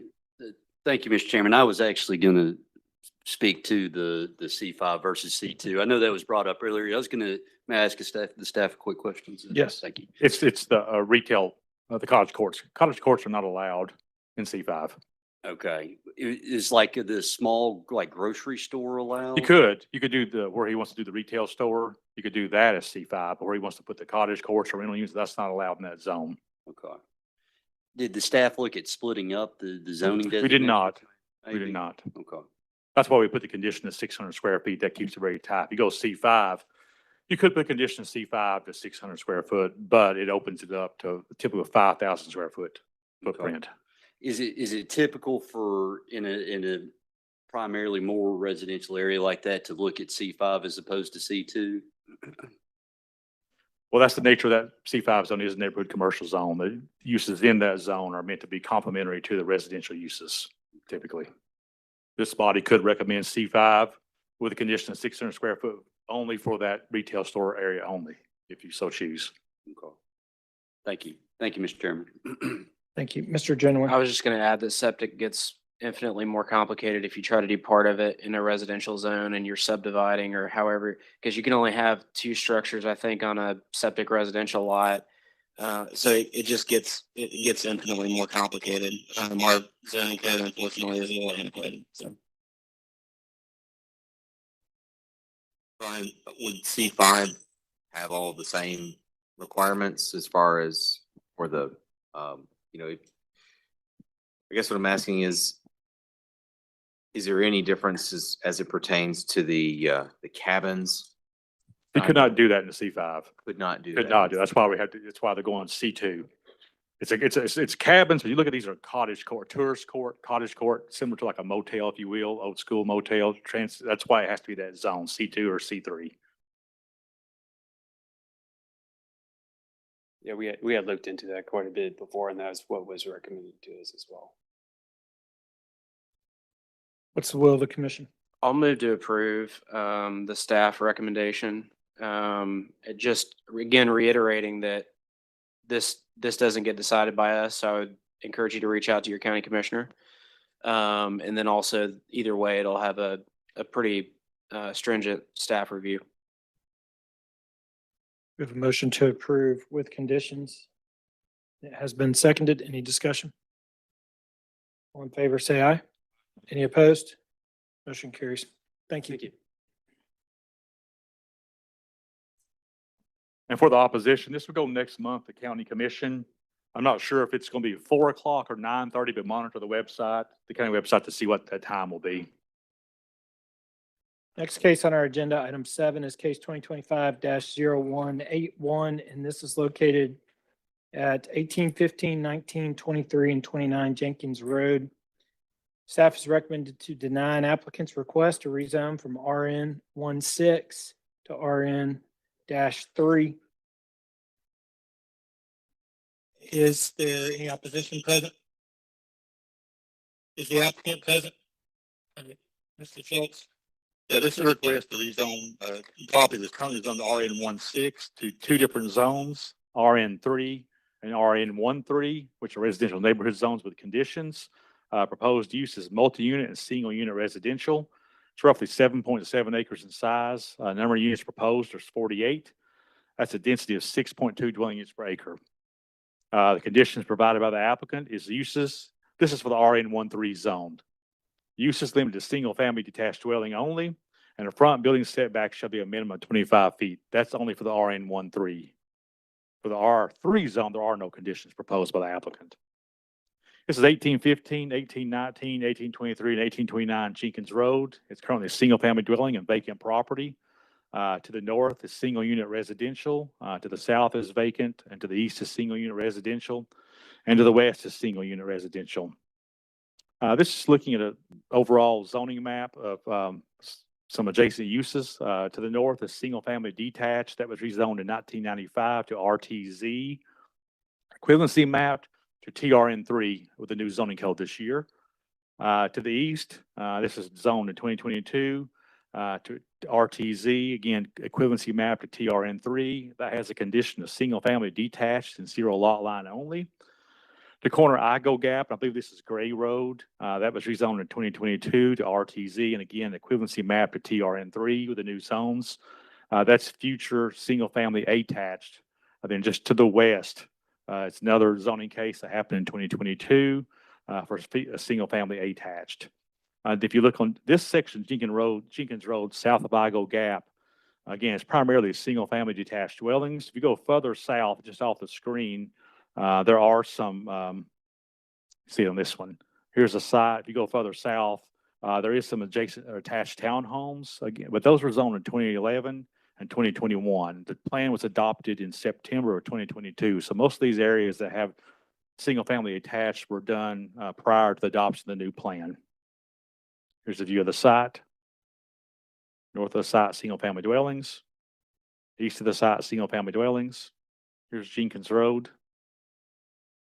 Again, this is the area plan adopted in I believe it's August of 2022. The place type recommendation is suburban residential, which is primarily single-family detached dwellings. Here's a closer view of the place type recommendation. You can see suburban residential with natural resources overlay because there is a flood hazard area on this property. Here's the site plan that was submitted with the application. It's 47 attached units. Then the RN13 is just for this one lot to the north for one single-family dwelling, but everything else will be RN3. There's one development to the south of this site on Chattanooga Creek Road, which is approximately 1,800 feet to the south. That was developed in 2001 and 2021 prior to the adoption of the East Brainerd Plan. There are some other townhome developments, as I mentioned, on the Igo Gap Road to the west of Gray. The RN16 zone, as presently zoned, will allow the construction of single-unit detached dwellings and attached or detached accessory dwelling units, which is more compatible plan goes. The Area 11 East Brainerd Plan recommends suburban place type for this site. It does mention secondary uses, which are townhomes. The proposal does not meet the secondary use criteria. It's not in a quarter of a mile of transit. It's not within a quarter of a mile of a public school, park, or school. It's not located on A Street. It's not located on a corner. So this lot does not meet any of the secondary use criteria as identified in the plan. The applicant did, I'll let him speak to this. The applicant did submit a revised zoning map and revised site plan on Friday. And I'll go through those if need be, but based on the review that we have, staff recommends to deny this request based on the secondary use criteria, and this would set the precedent for a similar development pattern along this section of Jenkins Road. Thank you, Mr. Schultz. Any questions? Mr. Price? Thank you. Mike Price, MAP Engineers. I'd like to pass, I guess, out a letter from the property owner immediately to our south who supports the rezoning application. He simply asked that we would construct a 5-foot high vinyl coated chain link fence and plant evergreen trees at 30 feet on center. And he said he is very much excited to see the development come into a place. That's Mr. Klontz. Staff is correct that the application and the zoning request was the wrong plan, wrong zone. So what I got to looking at is there were no less than 5 different types of zones that I could have requested and done the exact same development. I picked the wrong one. I picked RN3. You could have done RN3, TRN1, TRN2, TRN3, TRN4. Every one of those would have worked. So once I got staff recommendation back, I went back and looked at the zoning map. So Brian, if you wouldn't mind pulling up the zoning map that we forwarded to you. So everything that you see in purple is zone TRN3. And what you'll notice is immediately to our north, we abut TRN3. Immediately to our east, we abut TRN3, which then would be like zone. So instead of RN3, what I should have requested is TRN3. Then I'm in like zone. Furthermore, what I'd like to point out is that the property immediately to our west, which is on the other side of the creek, apparently the city is in negotiations with the Bowmans to buy that property and put in a park. So therefore, our neighbor to the south is forest. To the west is a park. To the north, we're the same zone, more or less. And to the east, we're to the same zone.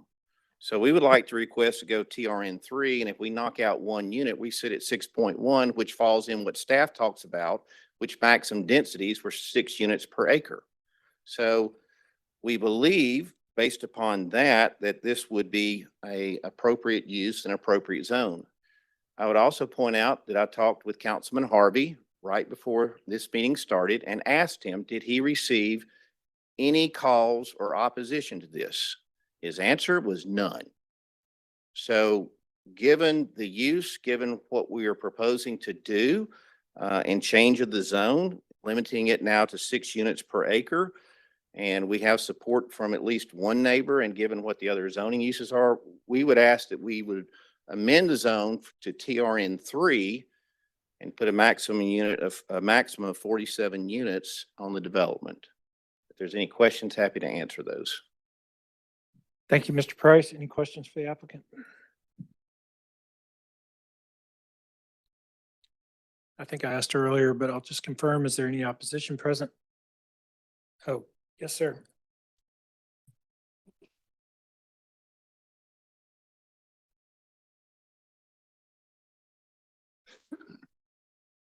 Yes, my name's Lonnie Johnson. I live at 1800 Richmond Lane. The back of my property backs up to what they're wanting to rezone.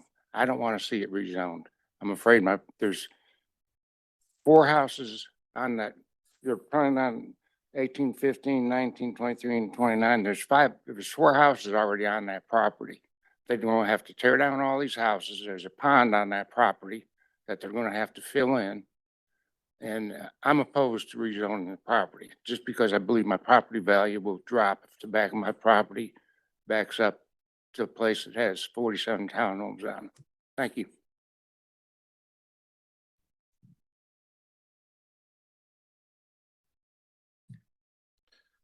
So has it really? Okay. Yep. We got one more here. Sorry.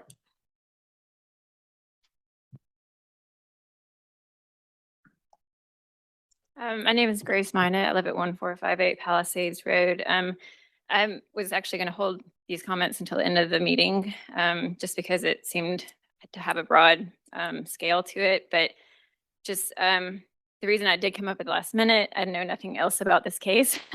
But what I do know is something that I found earlier today, which is that this particular case, which I believe we're talking about, the 181, if you are a visual person like me, of the public, that looks at a map that the RPA has on their website, and you are looking for a pin in your neighborhood to see if there's any relevant cases you need to be concerned about, this pin for this case is in Franklin, Tennessee, south of Nashville.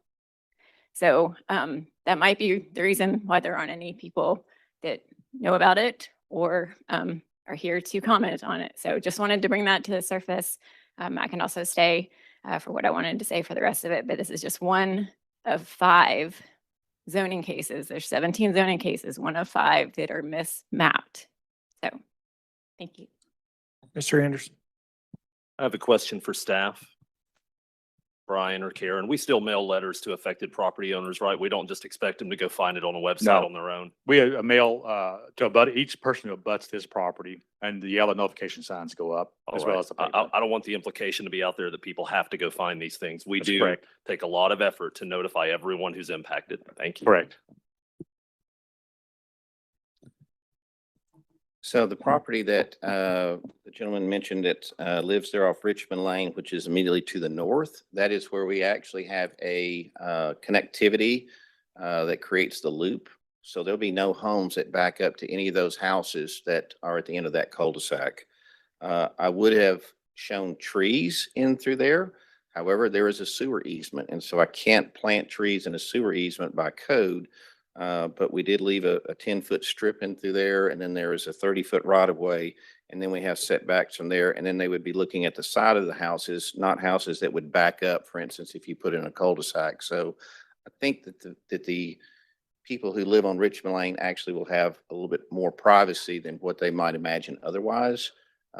If a single family development went in and we just simply put in a cul-de-sac and backed it up with homes, which we could do within 25 feet. So I think this is less intrusive, if you will, upon those neighbors to the north of us. Thank you, Mr. Price. Any questions? Mr. Genoway? Mike, did you talk to staff before this meeting about whether your new request would comply with the plan that exists? No, again, with the way that the current rules are set up, it really doesn't provide that sort of opportunity. I understand your point. However, I have a hard time making a decision on the fly with no staff recommendation. And this one's in the city, so I'm not going to be the one to try to defer it or whatever. But I just want you to hear that I have frustration when we get to a planning commission meeting in front of the public and we haven't had time to digest your new request. Now, your request seems to be exactly the same other than the zone. But I take issue with you changing or modifying or altering your request and staff not having time to digest that and provide a real recommendation before the meeting. And I echo the frustration because I feel it on my end. I get the recommendation 1 week before.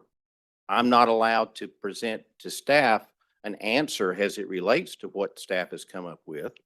So the process to me sort of, it bifurcates, it divorces itself from the initial application.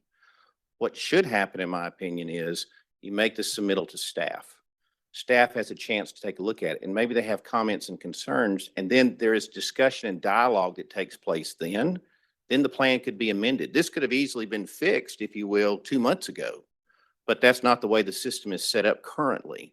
So if there could be a change that allows that dialogue to occur, I wouldn't be presenting a plan last minute because that's the way the system is set up. I have no other alternative but to do exactly that. So my hands are tied. So I feel the frustration, but believe me, it's not because I want to come in here and wow you at the last minute with my new great plan. It's that that's the way the system is set up and there's no alternative to go about. Yeah, I understand. Sometimes it feels like you want to wow us at the last minute. I do like wowing you, but yeah, yes, but that's not the intent. It's just, that's the way the process is set up. And I'm not trying to slam that. I understand that's not what I'm saying. I'm saying that's just the way the current rules have been set up for a while now. And I will say, just from staff, that we do offer pre-application meetings. Anybody can come meet with us all day long, anytime, 5 days a week, about zoning before they even submit. So we do offer that. We have both of, it's slammed, it's compressed. The time we do our staff review of zoning and getting the staff reports out the door, the 3 of us that get them out the door, it is slammed. And to Mike's credit, once they do get it, it's about a week in advance before this meeting. Yeah, and I don't know how to. We have legal requirements too, where we have to, allow you a hearing within a certain amount of days of application, all that kind of stuff too. So it does make the window short. Brian, do you have any idea whether his request meets the adopted plan? Other staff can speak up, but I would say no, it does not. Even those are TRN3 zones sitting there, they were equivalency mapped. This is still, the only difference is the zone. We're going from RN3 to TRN3. The place type, the plan doesn't support this. It's not, it's a secondary use, but it doesn't meet the secondary use criteria, no matter what zone it is. That's just my opinion. If anybody else feels differently from staff. I will note that the secondary use does mention the site is not within a quarter-mile of transit, public, school, or park. We were not aware that the property immediately adjacent to the west was being considered for a park. So just as a staff member heard something new today that might trigger that secondary criteria, and we'd certainly want to talk to city partners about that.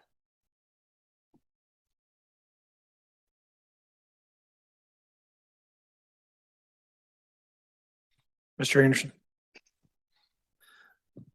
A lot of new information has come our way, wowed or not today. So I think it would be fair to our staff, the applicant, this planning commission, and most importantly, the people who live in this vicinity to defer this case for 30 days. So I so move to defer for 30 days. Motion to defer for 30 days has been properly seconded. Yeah, just a quick question for staff. Since this is the second time today this issue has come up, can we get a review on that process? Like, when can an applicant submit a new site plan and how long should that take to review? Just so that it's like, I think there should be a process for these revisions to be submitted. I don't know if a week turnaround time is necessarily appropriate for any kind of review, but when they get their staff report, a week ahead of time, they say, oh, we want to do something else, resubmit.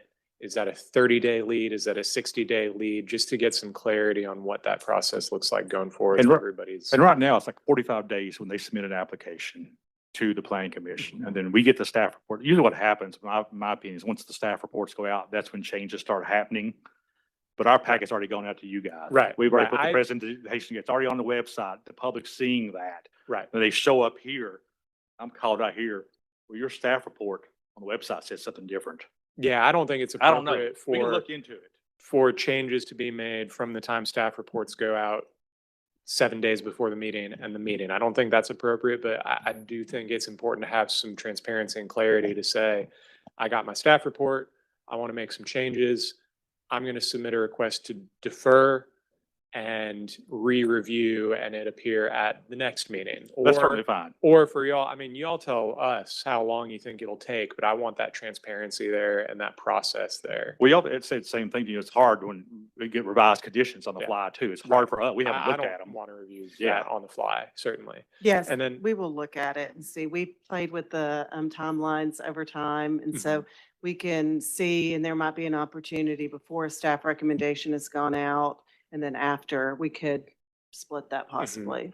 Yeah, I think that'd be great, just to have something on the front end. And then the other thing I'll say, I'm in support of the motion to defer. I just want to say this again. I've said this about multiple zoning cases in this area. I really want to look at this when Plan Chattanooga comes up. There's a huge, almost like red line between Hamilton Place and everything around it. And it seems to me like what should be a node for development is stuck behind this wall, and all of a sudden it drops off in density very quickly. And I really want to make sure that we're looking at that when we come to Plan Chattanooga. So We had that Thank you. discussion as staff last week. Karen, if we defer this 30 days, will that be enough time to get a new staff review based on the request for TRN 3? Yes. Great. Thank you. Yeah, just two things. I've just heard, and this is just a general comment, but I've just heard from the public quite a bit that, you know, when there's a staff recommendation to deny and they see that, it disincentivizes them from showing up to these meetings because they're so long. I mean, a lot of you have sat here all day now. So, I understand that, and you have to, you know, battle personal conflicts and everything. So I would just say that when there's a staff recommendation to deny and then we approve something, obviously we're not the final word, but people feel like they, you know, kind of got thrown under the bus more or less. And so I just think we have to be careful about that. I hear Mike's concern too about trying to communicate better and turn something around. So anyway. And if I might add, if before the staff makes their recommendation, it comes out in writing, like any other process, they have probably certain items that need to be addressed in order to make, in other words, when going through the process, what are you looking for? Are you looking for a reason to say no? Are you looking for a reason to say yes? Or are you just simply trying to give a fair and accurate balance, which is, I think, what staff looks to do. But to have that fair and accurate balance, you need to have the balance to have the discussion with the applicant to say, look, we're going to say no unless you can make certain changes. Then we can come out with a recommendation to say yes. And that's where I think the dialogue, that's where the disconnect occurs now, that I think would stop, if you will, for the most part, these last minute changes as the way the process currently has to be. We have a motion to defer for 30 days and it has been seconded. Any further discussion? All in favor, say aye. Aye. Any opposed? Motion carries. Thank you. Thank you. Next case on our agenda is case 2025-0183. And this is located at 511 Rosewood Street. Staff has recommended to deny an applicant's request to rezone from RN16 to TRN1. Is there any opposition present? All right, and the applicant's present. Mr. Schultz. Well, Emily's talking to him. I'm sorry. Which Oh. case are we on? I'm a little lost. I think we was doing I'm 180. sorry. Yeah, Skip that's- 182. That's fine. You gonna do this one 183 now? Yeah, I've or- already read it off. I'm not reading it off all over again. Let me Yeah. get back here. And Emily's saying there was opposition to. Trying to get Wayne out of here. All right, 2025-183.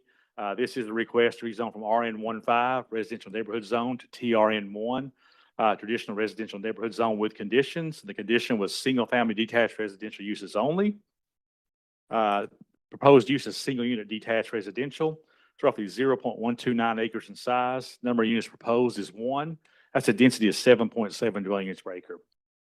This site was originally zoned RZ1 back in 2017. For the new zoning code, it was equivalency mapped to RN15. See, everything abutting this property is zoned RN15. There is no TRN1 near this property. It's 511 Rosewood Street. Everything abutting this, for the most part, single-family dwellings. This is a view of the site from Rosewood Street. This is a view of the site from Tucker. That driveway, I think, is the flag lot that goes to the back side of it for a sewer access to this site. This is north of the side on Rosewood Street. south of the site and Rosewood Street, which is again single-family dwellings, east of the site, west of the site. This is the site plan or the plat. Actually, it's a reverse flag lot, if you will. And the flag lot stem goes to Tucker Street strictly for sewer to this property. I'll try to describe this best I can. This is the site plan submitted with it. Again, this was RZ1. They received, I think, some variances for the RZ1. For whatever reason, didn't get built, and those variances have since expired. The RN15 has a minimum rear setback of 25 feet. The TRN1 zone reduces that setback to 10 feet. The RZ1 that previously zoned had a setback of 40 feet between single-family detached dwellings, Except 10 feet from side to side. Again, this RZ1 was equivalency mapped to RN15. So the green is the TRN1 zone setback. The white area with the red dot is what was approved in the RZ1 where you could have built the structure with those setback variances. So basically, I think what he's trying to do is in the day, get back to what the RZ1 had in terms of setbacks. This request for single unit detached dwelling is compatible with adjacent land uses. The TRN1 zone also permits multi-unit residential up to 4 units on one lot. The site is surrounded by RN15 zone. There are no TRN1 zones or multi-unit residential near this site.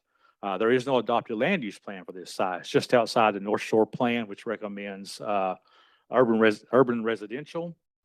The applicant is encouraged, typically where this would happen would be through Board of Appeals. The applicant is encouraged to apply for a new setback variance under the RN15 zone standards instead of rezoning.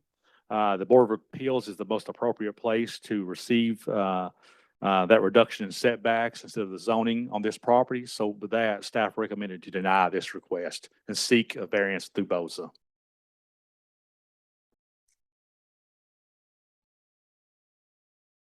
Mr. Williams? You ready for me? Yes. Okay, first of all, I want to echo Mike's frustration. When we submitted for permit, it took about 60 days to find out that we had an issue, but that's not RPA's fault. But when I reached out to Brian and asked him about a TRN1 rezone, he essentially told me submit it and then you'll find out what we think. So that was a little frustrating. About a year ago, August of 2024, we got variances to build on this lot. It was unbuildable under the existing RZ1. It didn't meet minimum lot area. So we negotiated with the neighbors a series of variances that allowed us to build a single family house for a retiring university professor. She grew up in Chattanooga. It took a year to design a custom home, a net zero home designed down to the doorknobs. And by the time we submitted, the zoning ordinance had been changed and the 6-month grace period had elapsed. I think we missed it by a month. I looked at TRN1 because it allowed us to build a single family house with no other variances. I understand the concern about a multi-unit precedent in this neighborhood, and I agree with it. We would happily accept a condition that only a single family house can be built on the lot. Alternatively, we would be open to an extension of the 6-month grace period to say September 30th for this lot. That would allow us to apply for the construction permit under the old rules that we had previously negotiated. Thank you, Mr. Williams. Any questions? We've got a number of people here in opposition, I think. So we want to hear from them and then we'll give you an opportunity to respond. Good afternoon. My name is David Neff. I live at 507 Rosewood Street, so immediately south of the property at 511. Going all the way back to the original rezoning in 2017, this commission actually recommended denial of that rezoning. It went to city council and I did not do my due diligence and continue to go to those council meetings and it got rezoned anyway. And the biggest concern that we have about this is just the multifamily unit designation, regardless of any conditions that are applied, because as we've seen previously in this meeting alone, there have been conditions removed from previous zonings. As soon as that RZ1 zoning was done back under the old ordinance, the two lots, and it's listed in the zoning history here in the staff report. The two lots immediately to the north of that applied for an RZ1. And I believe at that point, the commission's hands were basically tied because the RZ1 had already been approved in that area and it was abutting that. So they would go and do the same thing and allow that. So those were actually approved by the commission. And working with all of the neighbors and working with the city council member, we essentially think they had enough, recognized there was enough opposition and they were not going to get support from our council member at the city council meeting. So those two requests were removed and those zones stayed the way that they are. If we do get, if this does go through as a TRN1 and you have that precedence right there, I am 100% certain that the neighbor, and I do not fault him one at all for doing this, would request his property be rezoned because he would be able to sell that property for a much higher value than he currently has, and he could move out somewhere farther out of downtown. So that is my one and only concern about that, is the impact it has on my property values by having that multifamily potential being right there and that continuing on in the neighborhood. We previously worked with Mr. Williams and we're in complete agreement with all the variances, and I would happily go back and speak to Boza about extending those or whatever venue that may happen to be. I have no issue with them building, and I would actually prefer that they build there because based on Mr. Williams' experience and the experience of the lady who's going to be building there, being an architect and landscape designer, that's probably going to be the best possible home we could have put into our neighborhood as it is. Thank you.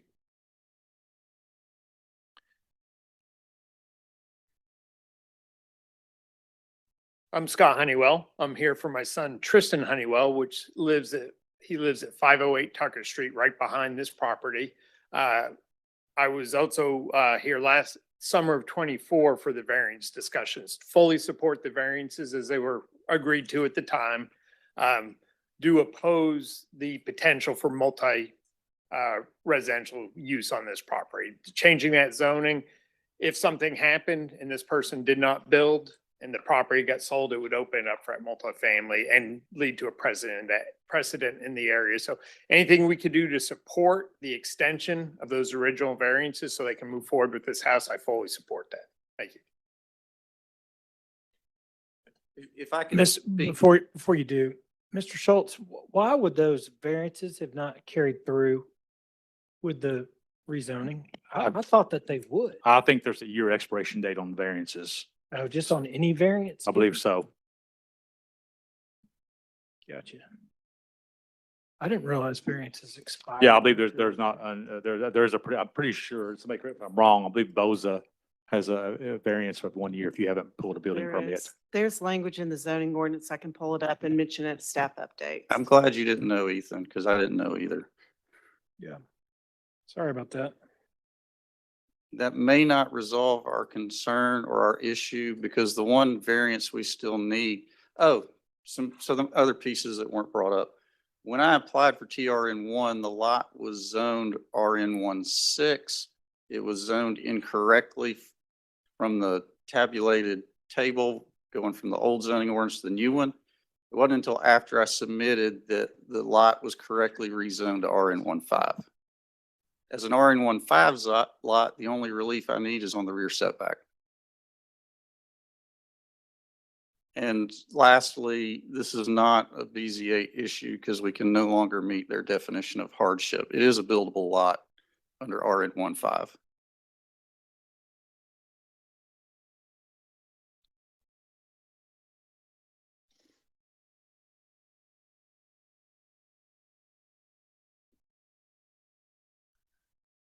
Mr. Schultz, are you about to say something?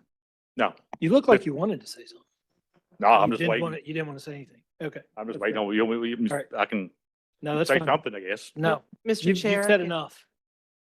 I can read the language. I mean, I think we carried over a similar language. It says an approved variance will expire 2 years from the date of approval unless a building permit, a land disturbance permit is obtained or applied for within such period. The Board of Zoning Appeals may grant an extension for a period of validity so long as the applicant applies in writing for an extension of any time prior to the date of expiration. No public hearing is required for approval of such extension of time. We did carry that over. It could be the applicant is able to request extension of the period of validity. I don't know that we had the discussion with the applicant, but that could be an option if we did carry that language over. I was not informed of that. Now, that works as long as those variances are being reviewed with respect to the former RZ1 zone. Because I didn't ask for relief on the rear setback because I didn't need it at the time.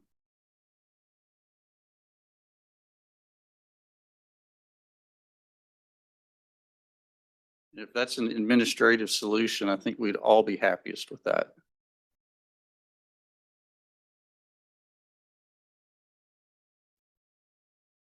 It's the will of the commission.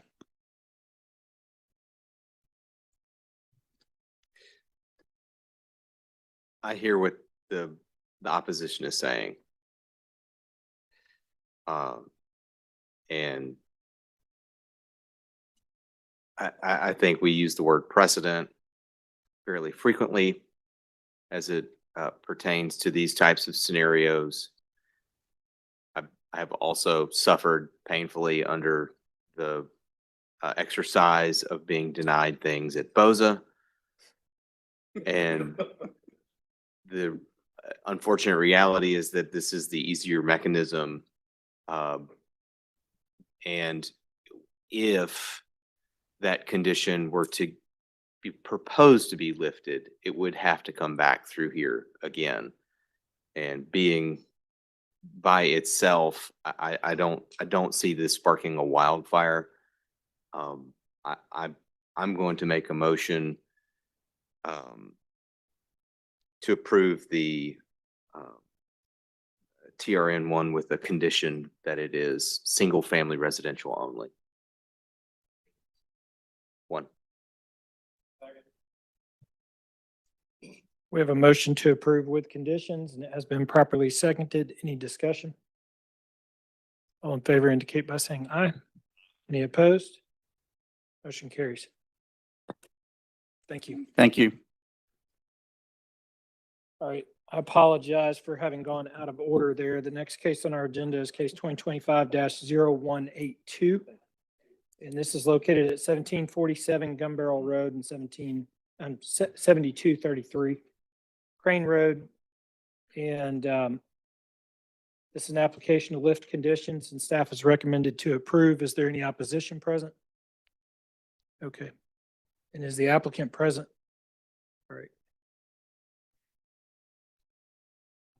Mr. Schultz, Let me get back to the slides here. just Uh, trying to keep you on your toes. I know, I'm moving things staff has around. gotten so much criticism today. I know. I just wanted Man, to we're just trying to do the show best we off your can. skill sets with your PowerPoint. Man, it's hard here. You're very nimble. I have, Yeah, Yeah. it's impressive. this is case 2025-182. This is not a rezoning request. It's already zoned institutional to the new zoning code. This is to lift conditions, old conditions from previous zoning cases, ordinance number 8943, 9649, and 10108. For a hospital expansion, 20 and a half acres in size. I won't read through all these conditions, save time, but a lot of them refers to these growth corridor overlay zone policies that we no longer have in place. A lot of it dealt with landscaping. We do have a landscape ordinance in place. Again, this is zoned in 1988. So prior to the landscape ordinance, we were trying to do something different on Gun Barrel Road. That's what a lot of these conditions are applying to, this growth corridor policy, which doesn't exist. 1991 is the same thing. No access be permitted through Applegate Lane. Well, that's now since been developed. The access cannot get through Applegate Lane from there. Mentions again, this growth corridor policy, which doesn't no longer exist. And condition 1994 is the same thing, talking about landscaping and this growth corridor policy along Crane Road. Again, that policy no longer exists. Here's the hospital itself in the middle. You can see where those two, where the hospital is trying to expand into the blue, light blue areas. Those conditions kick in, they would not be able to do it. This is the view of the site from Gun Barrel Road.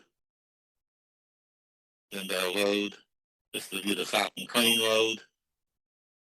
This is the view of the site, Crane Road. This is north of the site, some of the single-family dwellings. North of the site, again, more single-family dwellings. South of the site, east of the site, commercial. And then this is west of side, single-family dwellings. This is in the East Brainerd Area 11 plan, which recommends a campus place type, which would be a hospital, school, so it does comply with the place type recommendation. Here's a closer view of that place type recommendation. The two parcels are highlighted here in the middle of this site, so the plan supports hospital expansion. Here's a view of the site plan submitted with the request. This request to lift those conditions is compatible with Area 11 plan. It is compatible with adjacent land uses, as this is internal to the hospital. And in development forum, there are no nuisance concerns of lifting the conditions again, because since 1988, we now have a landscape ordinance in place, additional codes that would cover what those conditions were trying to cover in 1988, 91, and 94. So staff recommends to approve lifting all those conditions. Thank you, Mr. Schultz. Any questions? All right, we'll hear first from the applicant.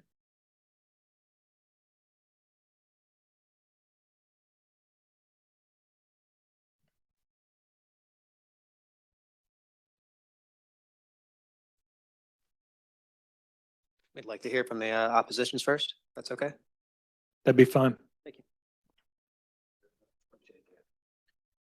Good afternoon. It's good to stand up a little bit. My name is Dan Mayfield. I live at 7129 Saratoga Lane, and this is my neighbor, Jeff Mankin, who lives at 7131 Saratoga Lane. And if you could go back to the map, keep going, keep going.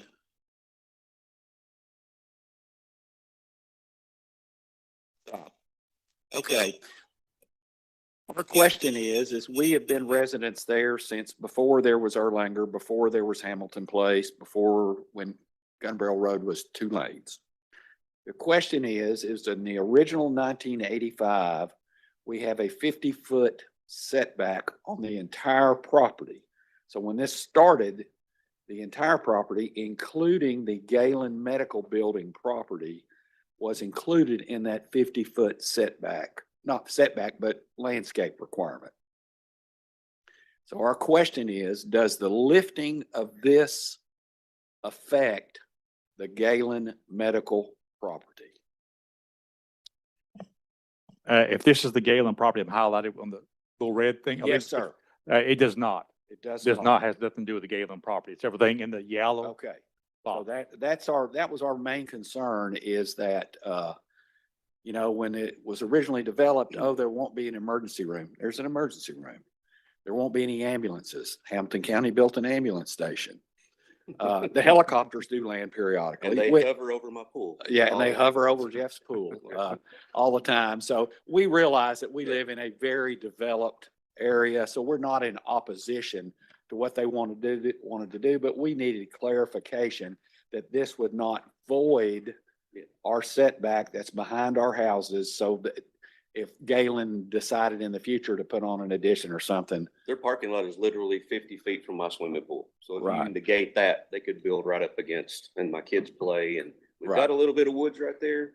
But I mean, I just said, look at the parking lot when I'm Right. inside. So that Right. little bit is, I want to make sure that's still. And there. and the blue flashing light of their security camera Yeah. in the parking lot to keep the people that drive around their parking lot at night and spin out all the, what do you call it, drifting or whatever it's called, flashes on Jeff and I's house at night all night long. So, but that's just part of where we live.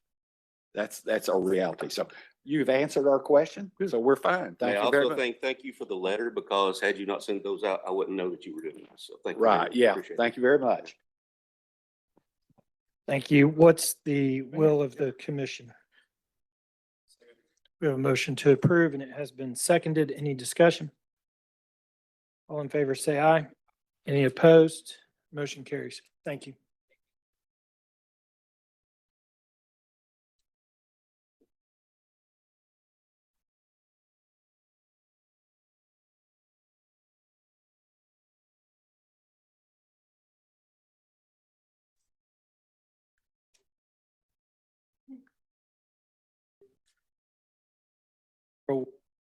Again, you want to do that one?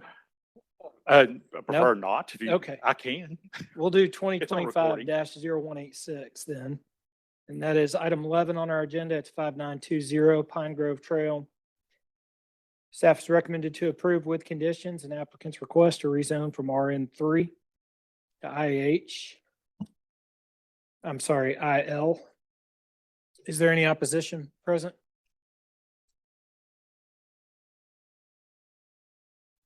Is the applicant present? Do you have any questions or concerns with the conditions? Okay. Come on up. And while he's coming up, I'll go through the three conditions the staff recommended. Vehicular parking only, no vehicular access to the site from Pine Grove Trail unless during permitting it is determined that access to Pine Grove Trail is needed. And then last is talking about landscape conditions. Number two, in terms of the Pine Grove Trail, that's a residential area. And our Transportation Division of Public Works had some concerns of maybe truck traffic coming along that residential street. They felt they could handle that through permitting. That's why I stepped at the very end, unless it's determined that access is needed. But they'd prefer for access to come through Honest Street to this site. Yes. Did you want to add anything? I just needed to say that the car traffic will only come out of Piney Grove. There'll be no truck traffic comes through there with about an estimate of 2 to 5 cars a day of exit only, no re-entry.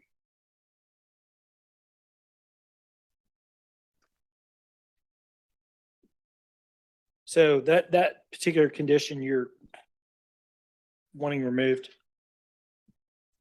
Is that right? Yes, sir. Okay, so you're okay with 1 and 3? Am I reading this right? That is correct. Okay.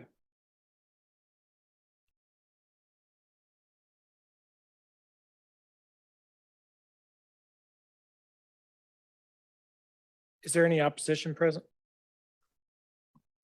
All right. Mr. Anderson. Brian, help me understand, would that, I'm going to ask you to do this on the fly again. Would that make a significant change if it wasn't truck traffic and only passenger vehicular traffic on Pine Grove?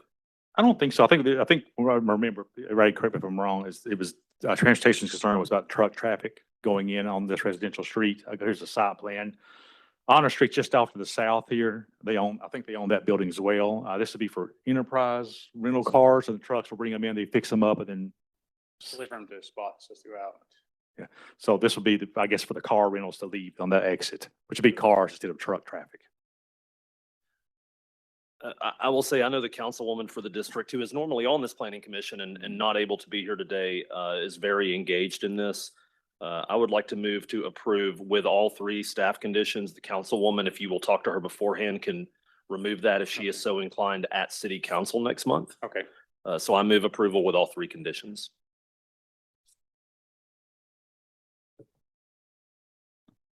We have a motion to approve with conditions, and it has been properly seconded. Any discussion? All in favor, say aye. Any opposed? Motion carries.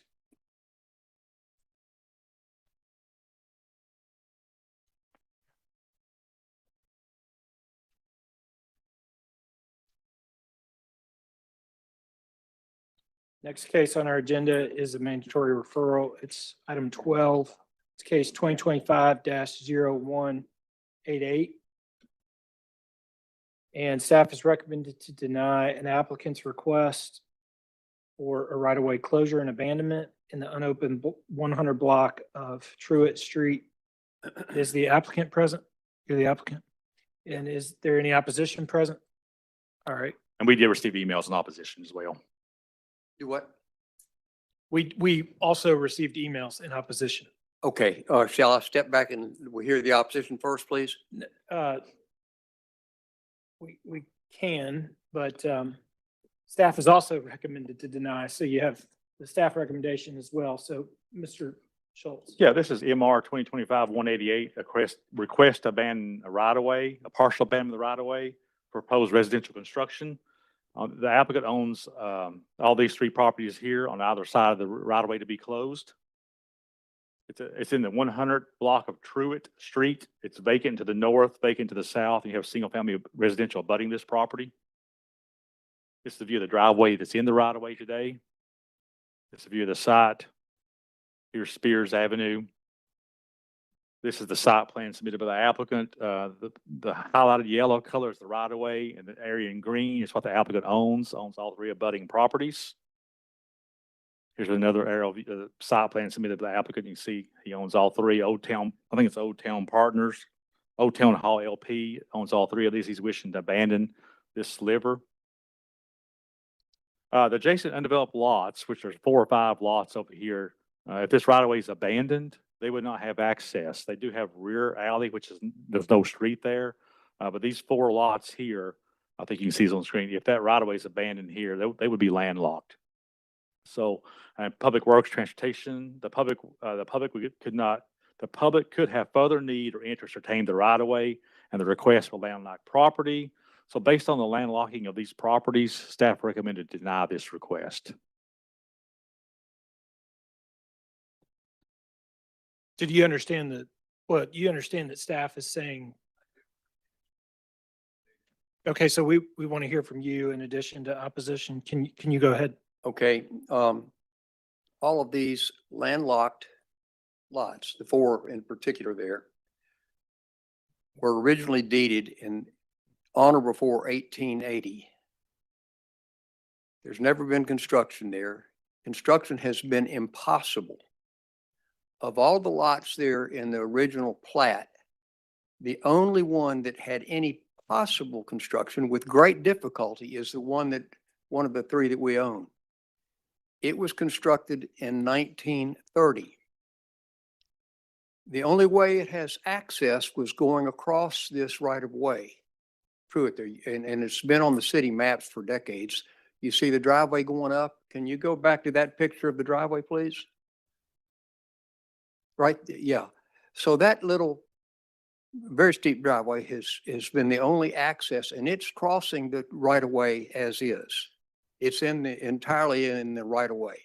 It goes up, and then the only parking for that small unit is again in the right of way.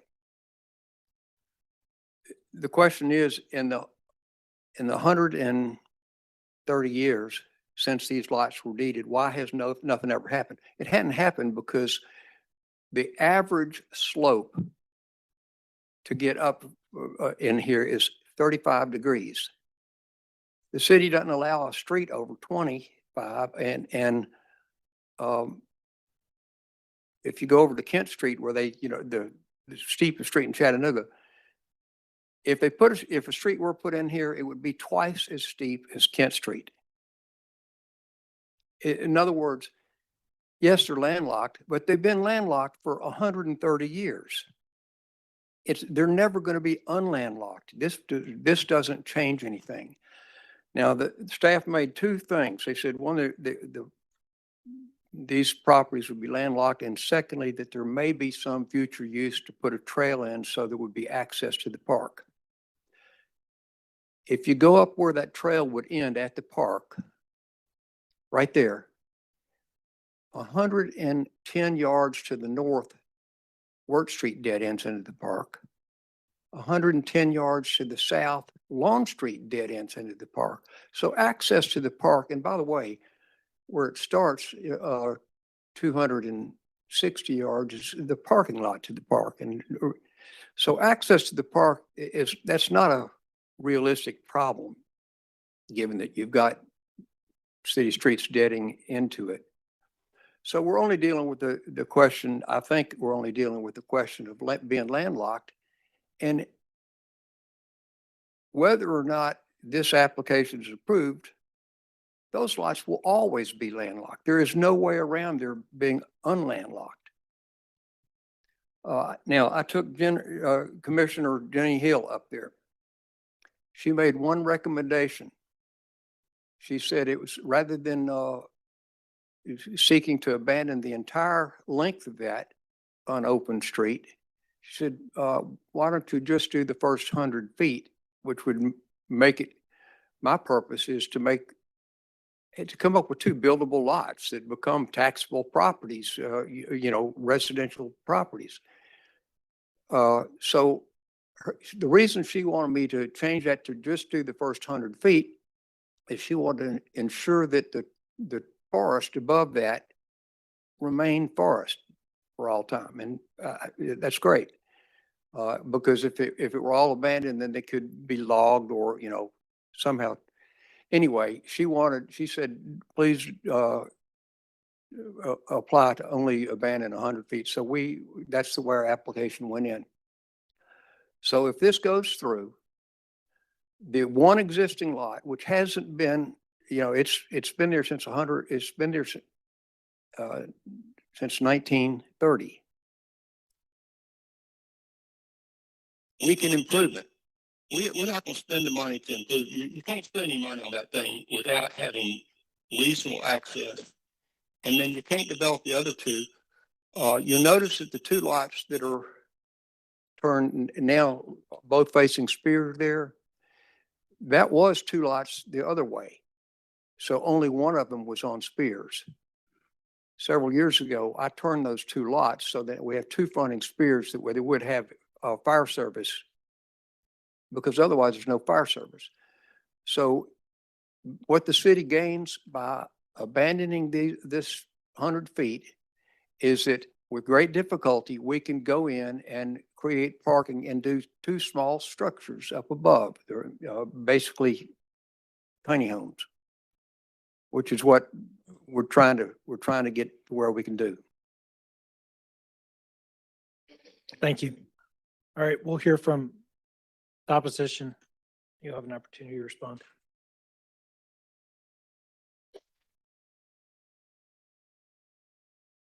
Good afternoon. My name is Christopher Partain. I live at 246 Moonstone Road. I own one of the properties that will be landlocked, and I'd like to formally oppose approving closing that street. It would not allow any future development and adversely affect property values. One thing that I would possibly agree to is if you were to close that entire street, break up the property among the abutting property owners, but then you would need to widen the alley to provide proper street width. I live down on Moonstone Road. That's actually an alleyway or a former alleyway, and I can tell you it's atrocious to live on an extremely narrow and steep road. So I wouldn't want to do that to those other properties. Simply put, I'm opposed because it's going to adversely impact our property values. But I would look at alternate solutions if they were proposed. Thank you. Thank you. Mr. Caldwell, come back up. You can come back up. So he just stated that he owns one of those properties and he doesn't want to own a piece of property that's landlocked, which is a very reasonable concern and the same concern that the city has stated. So That it would be landlocked? it would be landlocked, Like, yes. Chris, your property is not landlocked now, is it? Well, you're not negotiating Oh, with pardon. him. I mean, I'm just telling you what it is he said in case you didn't hear it. Well, if I understand correctly, I'm not sure. Moonstone was an alley. Apparently it was converted to a street at some point or somehow. And he is on Moonstone, so he's not landlocked. Though none of the units on this side are landlocked. He owns one of those lots that the cursor is on there. One of those four? Yeah. Okay. Back to my original question. Is there any possibility that they are not ever going to be unlandlocked? That really is not for us to determine. Oh, okay. I mean, it may or may not be possible. And I think this case, this probably exists in several places all over Chattanooga where there is right away two properties where like you Okay. would think that a road might not ever be built there. But it really is not for us to determine Okay. whether or not that road could get built. It's only ours to say whether or not we're willing to make his property worthless, which is what we would do if we removed the right of way. So we do have a recommendation by staff and open to any comments. Mr. Chairman. Mr. Byrd, and then Mr. Maybe. Go ahead. Thank you, Mr. Byrd. So I appreciate what the applicant's trying to accomplish here and get these lots so that you can build houses on them. I share the concerns that our chairman brought up and the staff brought up, that we're landlocking these, and whether we don't foresee it right now, that doesn't mean that it can happen in the future. And, you know, we talk about for over 100 years, they haven't been built. Well, somebody's been paying property tax on these things for over 100 years now. And I don't think it's fair for us to take that even potential value away from them. So I would make a motion to approve the staff's recommendation. We have a motion to approve and it has been seconded. Mr. Byrd? Okay, and that was the staff's recommendation. The only thing I would add is that I think that there is some rules somewhere that if you're like, if any work happens in the right of way, it has to be right of way improvements. You know what I'm saying? Like I've run across this on the development side where there's an alley that's unopened, and then we want to use the alley to access the property, and the LDO says that we have to bring that alley up to standards. And so it just makes me think that possibly one solution for Mr. Caldwell would be some wiggle room around whether or not driveways can be put in a right of way without it then triggering the full-blown right of way improvements. Because sometimes we run into that. I mean, I understand what he's asking for is to be able to, I don't think he's asking for that property to become his for the sake of putting a house on it as much as he is needing to be able to develop inside that right of way. So maybe there's some temporary use permits or something like that. We can put Mr. Caldwell in touch with Public Works Transportation. We'll give him an individual's name and he can talk about what can happen just putting a driveway or other options in that right of way. And I will skip that to him right now. Okay, thank you. Okay. If I might. May I make just a final suggestion with regard to the taxes? To the people that have lots up there, they're paying the same tax rate as if they had a paved street, fire service, utilities. They're paying the same tax rate as people down on Wirt or over. So they might want to consider a tax reduction. Sure. Thank you. Mr. Byrd. I was just going to say, I thought the opposition, I didn't catch your name, I'm sorry, but had an interesting idea that is worth following up on between the two of y'all. And obviously the other property owners that would be affected on those other 3 lots to open the alleyway rather than the main right of way and revisit this at a later date. But We have a motion to deny, and it was properly seconded. All in favor, say aye. Any opposed? Motion carries. Thank you. Mr. Chairman, this next case, 2025-189, I believe the will is to defer this one for 30 days so the applicant can meet with the neighborhood. And Commissioner Burrs reached out to me and she was okay or supportive of the deferral, knowing she couldn't be here today and they're meeting next week, I think. Okay, so item 13 on our agenda, case 2025-0189, located at 2149 West Shepherd Road. Is there any opposition present for that case? Move to defer 30 days. We have a motion to defer for 30 days and it has been properly seconded. Any discussion? All in favor, say aye. Any opposed? Motion carries. Item 14 on our agenda, case 2025-0190 is located at 3886 Agawella Drive. Staff is recommended to approve with conditions an applicant's request to rezone from RN16 to RN-3. Is there any opposition present? Okay. And the applicant is present. Mr. Schultz. Sure. This is case 2025-190. This is a request to rezone from RN16 residential neighborhood zone to RN3 residential neighborhood zone for multi-unit residential on one lot. It's roughly 4.23 acres in size. The number of units proposed on this site is 79. That's a density of 18.7 dwelling units per acre. The applicant did provide 3 conditions. Maximum of 2 street cuts permitted along Aguiella Drive. No parking allowed between the buildings and Aguiella Drive and the northern property line, and maximum building height of 35 feet.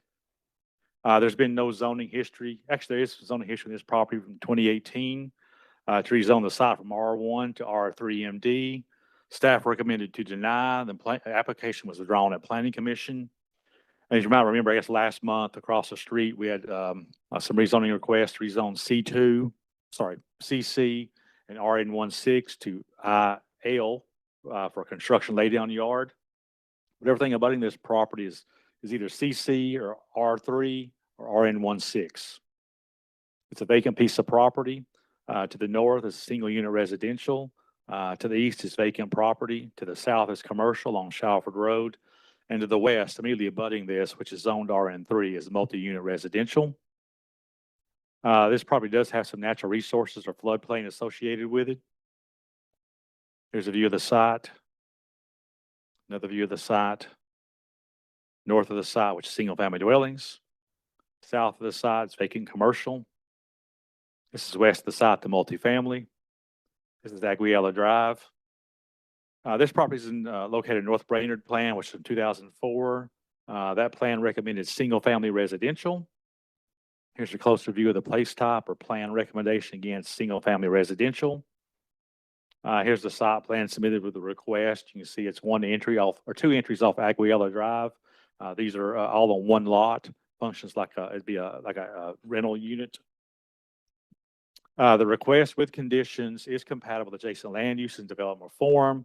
There is a mix of development forms in the area, including one-story, multi-unit building apartments with paved parking. The site is located at a neighborhood node next to commercial and multi-unit residential and institutional land uses. It is served by transit. It's approximately 3 miles from the Chattanooga Airport, so there's opportunities for employee housing at this location.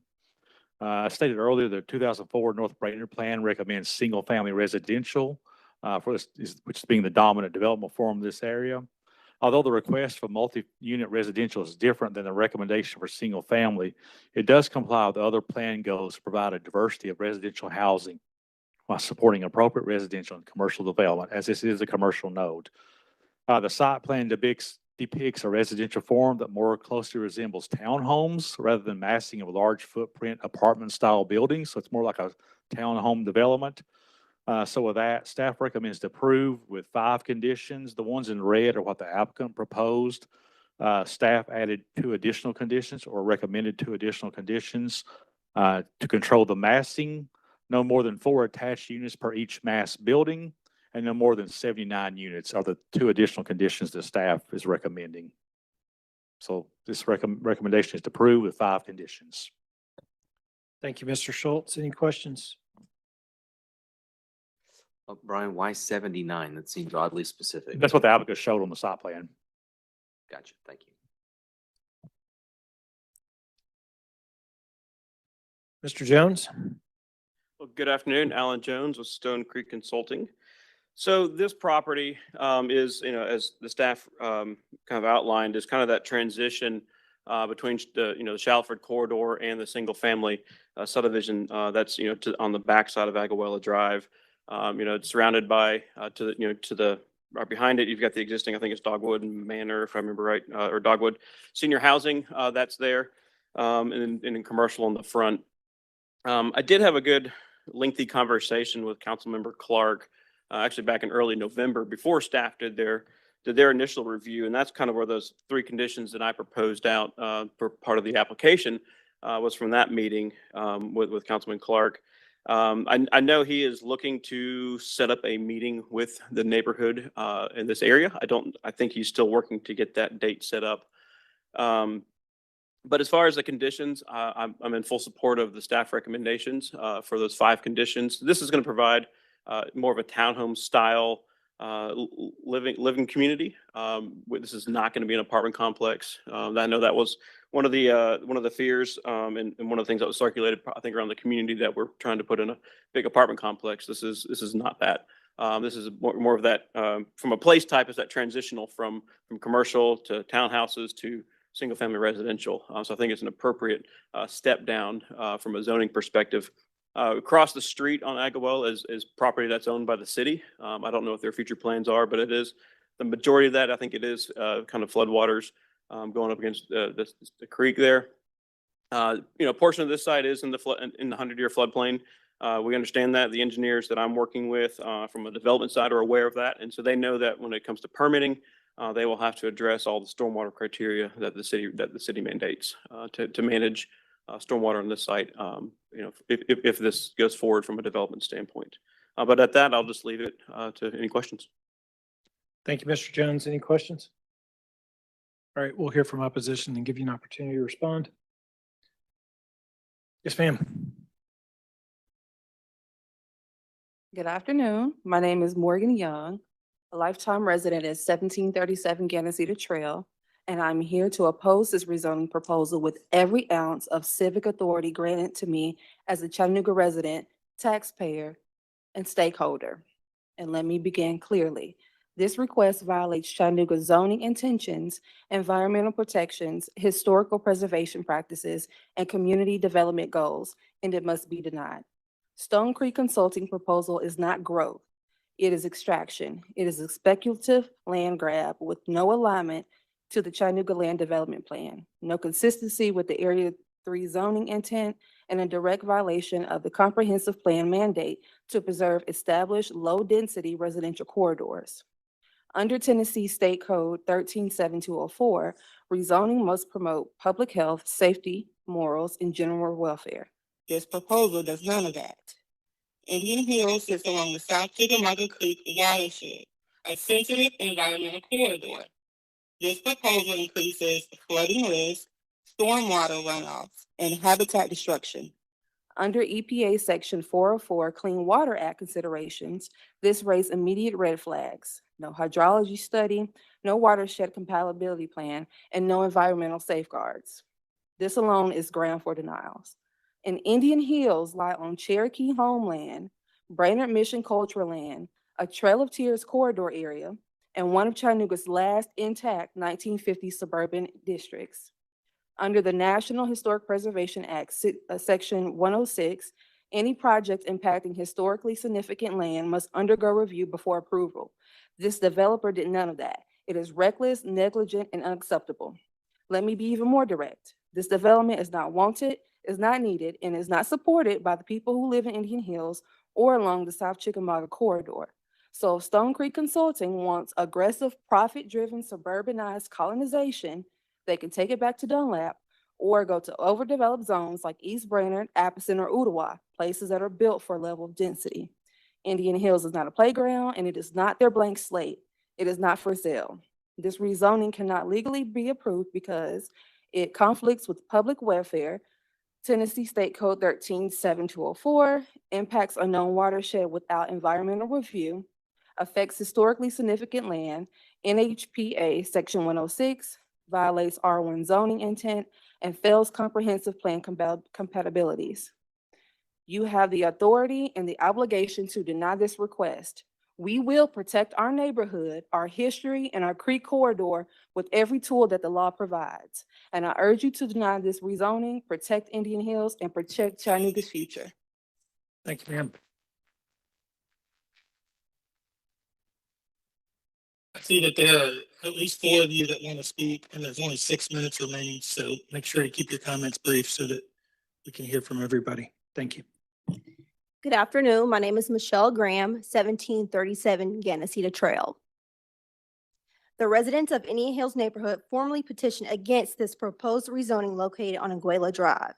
We request that local officials deny the rezoning application in order to preserve the character, safety, and the integrity of Indian Hills. I would like to present you all with a petition. I was able to have all the residents sign a petition in the neighborhood. Everyone in this neighborhood is protesting against this rezoning. I'm more than happy to pass this around if you would like to see it.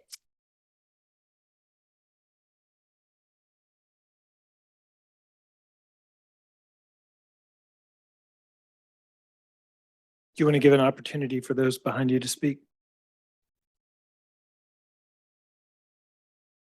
Hello, my name is Cinnamon Townsend. I live at 3830 Conahaney Trail, forever resident of Indian Hills. I'm here representing the Indian Hill neighborhood in our opposition to this rezoning request. We feel it represents a major and irreversible change to our neighborhood. If you don't know where Indian Hills is, then you don't have any business up there, really. And the information provided so far does not adequately address the impacts it's going to have to our neighborhood. First, the traffic and safety, that is my biggest concern. Transportation engineers usually use the ITE trip generation manual, and they say that average households is 7.3 average daily trips per household. You multiply that by 79, you have over 500 vehicle trips per day. And this is in an area that is already plagued with motor vehicle accidents on the corner of Shallowford Road and Agawaila. When you come out at that light, I've been there for 46 years, and time again, every other day there's an accident there. So my question is, what transportation survey has been done to assure that if we put these apartments in, or these townhomes in this area, that it's not going to have a negative impact on what's already a dangerous intersection?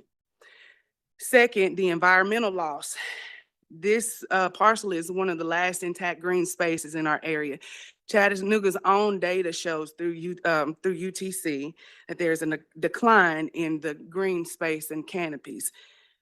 And per 2025, we were supposed to be changing that. So without those, we're being told to accept a long-term environmental loss without a long-term environmental accountability.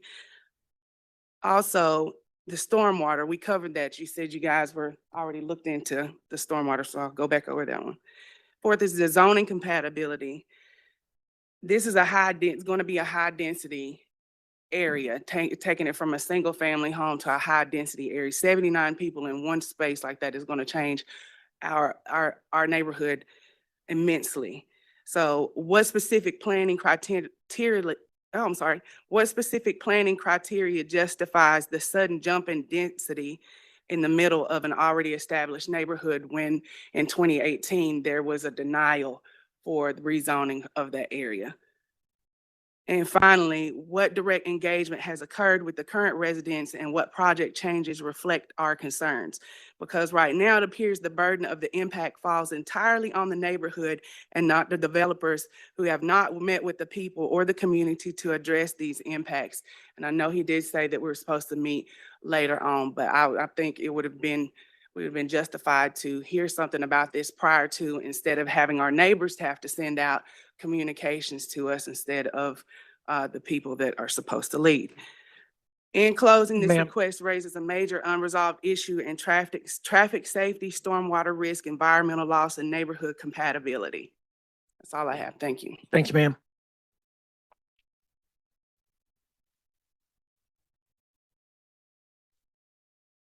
Good evening. My name is Denver Lancaster. I live at 3878 Agawaila Drive.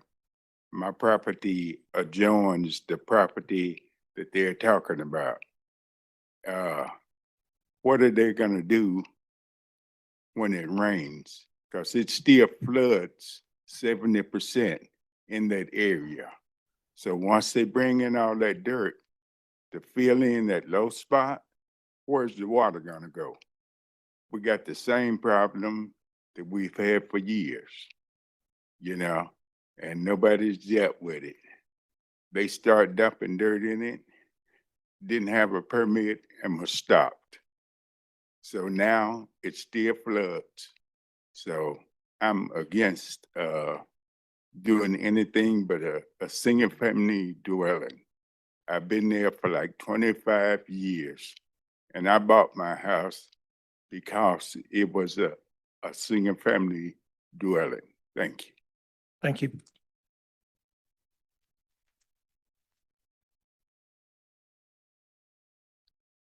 I'm Dr. William Phillips. I've lived in the neighborhood for 45 years plus. And my house is 5,000 square feet. Could you imagine, and almost 2 acres? And they're gonna take the twice the size of my lot and put 79 units there.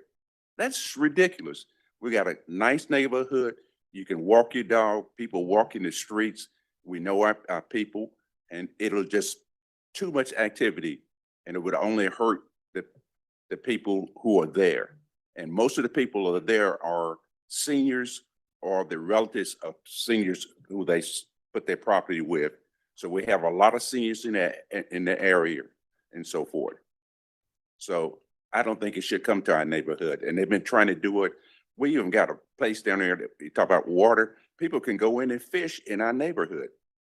And you drive them down the street, we see people come out with their fishing poles and so forth right there in the neighborhood.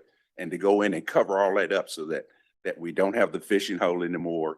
And actually, I took my kids to that fishing hole when they were coming up. And I just don't think you should crowd us out like that and triple the number of people that makes our neighborhood. Thank you. Thank you, sir. Mr. Jones.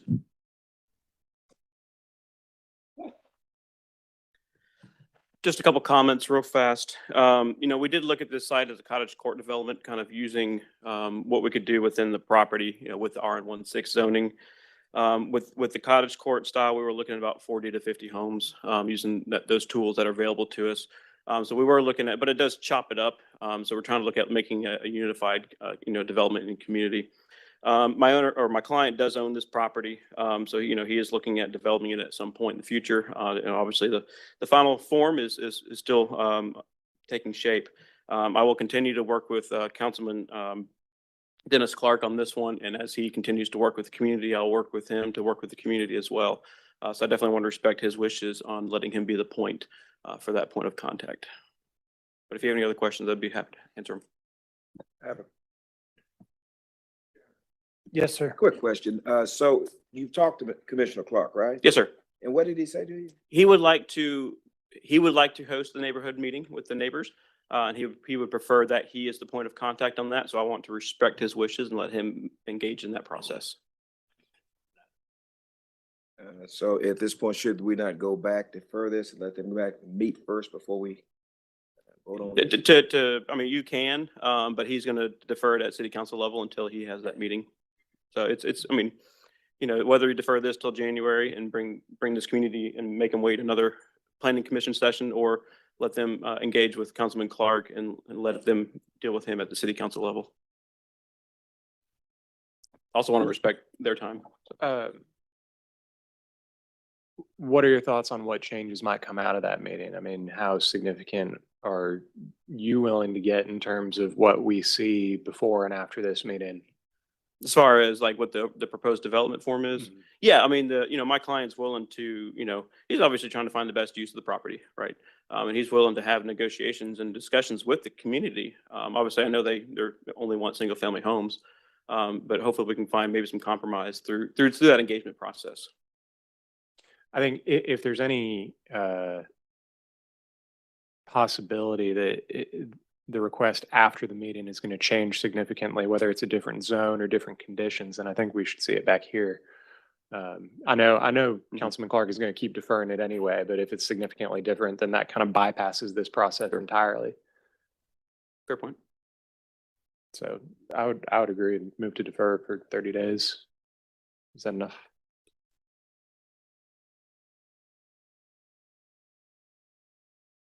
We have a motion to defer for 30 days. And who seconded that? Thank you, Mr. Lowe. Any discussion? All in favor, please say aye. Any opposed? Motion carries.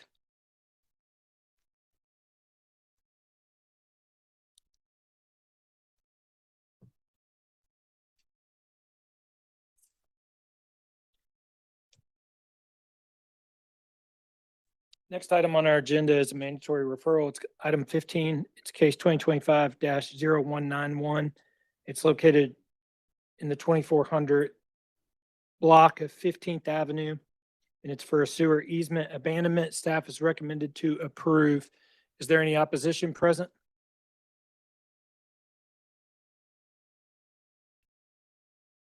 Is there any opposition present? What's the will of the commission? We have a motion to approve. It has been seconded. Any discussion? All in favor, say aye. Any opposed? Motion carries. Item 16 on our agenda, case 2025-0192, is located at 1513 Chamberlain Avenue. Staff is recommended to approve an applicant's request to rezone from RN15 to RN13. Is there any opposition present? You're here in opposition? And is the applicant present? Thank you. Mr. Schultz? This is case 2025-192. This is a request to rezone RN15 to RN13. Proposed use is single unit residential. It's 0.24 acres in size. Number of units proposed is 2. That's a density of 8.33 dwelling units per acre. There's been no recent zoning history for this site. Everything around this property, immediately abutting this property, is zoned RN15. It's currently a vacant piece of property. To the north, south, east, and west is single unit residential. Here's a view of the site. Another view of the site. North of the site, single family dwellings. South of the site, east of the site. This is Chamberlain Avenue. You see that everything abutting this property is single family detached dwellings. It's in the historic River to Ridge plan, which recommends urban residential single family overlay adopted in 2020. Here's a closer view of the place type recommendation again, which is single family urban overlay zone. Here's a view of the site plan, taking 1 lot and creating 2 lots. This request is compatible with Area 3 plan. It is compatible with adjacent land uses and development reform. The proposal meets the character and pattern of the neighborhood because RN13 zone has a maximum building coverage of 60% and does not permit ADUs due to the smaller lot size of the RN13. Staff recommends to approve this request. Any questions for staff? All right. Come on up. Good afternoon. Jared Dotson with Scapa Development. I'll keep it short and sweet. We've tried to work in this neighborhood a couple of times before, and this one we were trying to be very mindful of everyone with the historic character of Highland Park and everything as we went through. So we worked with Ron Elliott, the council member over there, and Emerson Birch with the Highland Park Homeowners Association, and I've been in contact with them the whole time. This is already an oversized lot. It's a lot and a half that's been the house between the 2 existing lots that burnt down. You know, this had bought it. So we all approach this as feeling this is an a way that we could add additional density to the area in a responsible way to the neighborhood. So that's it for now. Thank you.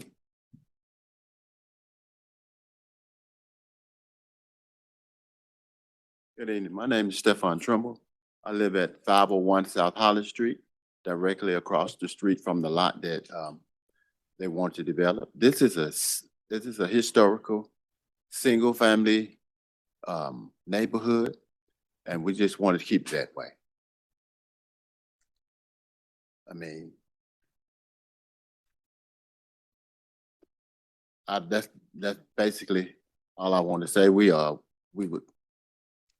It's always been single. I've been living there for 35 years, and it's always been a single family residential neighborhood, and we would like to keep it that way. Thank you. Thank you.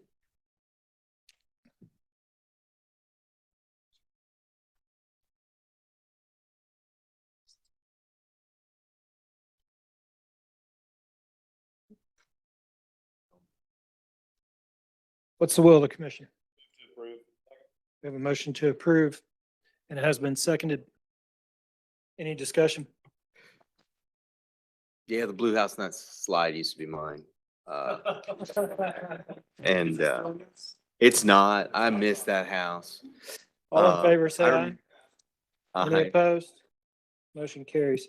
Item 17 on our agenda, case 2025-0193, located at 1000 and 1100 blocks of Maroney Street in the 1400 block of Hamilton Avenue. The applicant is requesting plan unit development amendment, and staff is recommended to approve. Is there any opposition present? The floor of the commission. We have a motion to approve, and it has been seconded. Is there any discussion? All in favor, say aye. Any opposed? Motion carries. All right, Karen. Yeah. You got one without opposition for once. Just be happy. Yeah. Karen, I don't know if this is possible, but we have sat through yet another planning commission meeting where every single residential project had opposition. Every one of them. I just want that to be on the record. It doesn't matter where they're at. It doesn't matter if they're downtown Chattanooga, which we had a room full of opposition to. Doesn't matter if it's East Brainerd, doesn't matter if it's Ooltewah. Ooltewah thinks they're special in that they can show up here month after month thinking that no more housing there, no more housing there. But every time an applicant brings a project forward, even if it's just for one house. So I was kind of fingers crossed. Maybe we'll have opposition to the very last case, which is, just to divide 2 lots, put 2 houses in the neighborhood. We did. We had opposition to it. He don't want 2 houses. He wants 1 house. He wants it to stay exactly like it is.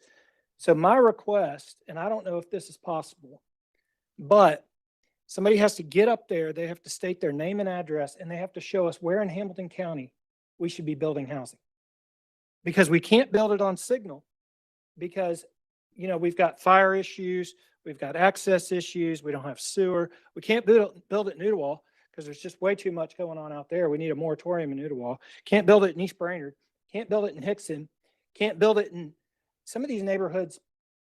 I don't mean offense to the neighborhood. Some of these neighborhoods I've never even heard of, and we can't build it in those neighborhoods. We can't build it downtown. I don't understand. Why don't we just ask people? You're here in opposition. I think that's great. There's a map. They have a red pointer and they point to the area in the county where they think we should build housing. Because I don't understand where we're going to have housing.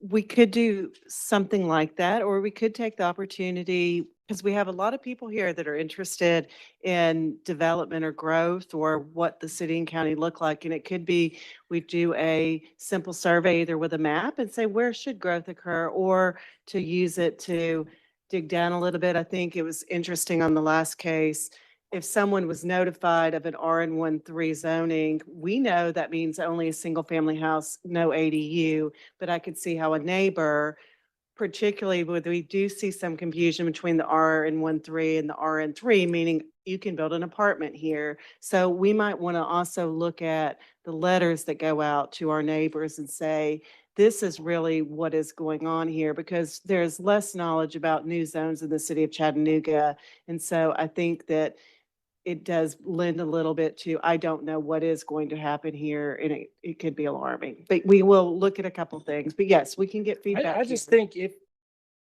should just be a requirement. Because what we hear over and over again is we're not opposed to development. We're not opposed to it. It just shouldn't be here. But the problem that we deal with is that every single case, there's somebody here saying, hey, we're not opposed to housing. We know we need housing. We know we need a place for the future generation to live. We know we have a housing crisis. We know it's not affordable. We know there needs to be more supply. It just can't go here. Well, my question, and I don't want to have to be the one to do it, but I'm tempted to just say, stop. Where then? And I think it would be really great is if you want to speak in opposition to housing in Hamilton County before you're allowed to do it, tell us where in Hamilton County we can build housing. Or just say, I'm opposed to any more housing in Hamilton County. And we could talk about the consequences for that. But I mean, we've just been here for 4 hours and You've 45 already minutes. heard the answer though. Which is? If you live in Brainerd, then you want to build it in Appleton and Collegedale, which are apparently much more suited for growth. If you live Right. in Collegedale and Appleton, you need And to you're build it saying in Brainerd. Brainerd. And because somebody's they're saying much more suited downtown, for and this is growth. the first time in a long time we've seen a development for downtown with opposition. Nathan? I'm curious. Housing, and I support more housing. And the people that talk about, but no, we need retail. How do You think can't the support business retail is without sustainable? Yeah, residential. or how do you need address a people. food desert without housing? Was Keep the groceries from broken. Was that specific question asked during the Plan Chattanooga process, or is it too late to supplement the Plan Chattanooga process with that question? Because it really would be interesting to see, like, point at the map, Right. tell us where you think as a citizen, as a taxpayer, where growth should go. The Plan Chattanooga did 2 things to, I think, try to do that. It said, should should homes of this nature grow, where should they go? And it was in the center of a neighborhood, at the edge of a neighborhood near. So it did ask a question similar to that. And then also you could go on a map and you could put a point and say, I like something more here. I wouldn't want something more here, kind of a yellow, green, red option. And so I think the question was not like within a quarter of a mile of where I live, point exactly where you'd support something, but it did kind of say, when, and I think it was like attached housing, when I want that in my neighborhood, at the edge of my neighborhood, near the school, and you could check options. And that's how kind of the corridors and centers approach, and then development near parks and schools came about. But we can have a map here, and if somebody, and then just have a stack there, and if people are welcome to give some Or input. maybe you can just have a map of Hamilton County and people can take a pen and like mark it and turn it in and submit. Like we can tell people, there's a copy of the agenda at the back. There's also a map of Hamilton County. We would appreciate you showing us where in Hamilton County you think we need more density. We could certainly do that and have that ready I mean, for something along January. those lines. But I mean, the other challenge we face is that the opposition is opposed to housing that isn't like theirs. So it's, hey, we're not opposed to housing as long as it looks like, and it's the same form as ours, which isn't possible. You know, we live in a different era. The housing that was built in Brainerd in the 1940s is going to look drastically different than the housing we're building today. And so the solution can't be, hey, it's got to look the same. We tried to, I mean, I get your point. I think going back to what you kind of just referenced, what we saw a lot through the Plan Hamilton process is that, especially in Ottawa, where you went from farms that were one house per 100 acres to, you know, neighborhoods that are 3 and 4 houses an acre on average. That drastic change is what, at least from what I witnessed, is mainly what people are opposed to. Now, there are certainly people that are no development at all. You find that quite a bit. But I think most of the more reasonable people that we've encountered, it's more the drastic flip from, like I said, 1 house per 100 acres to all of a sudden 3 and 4 houses an acre.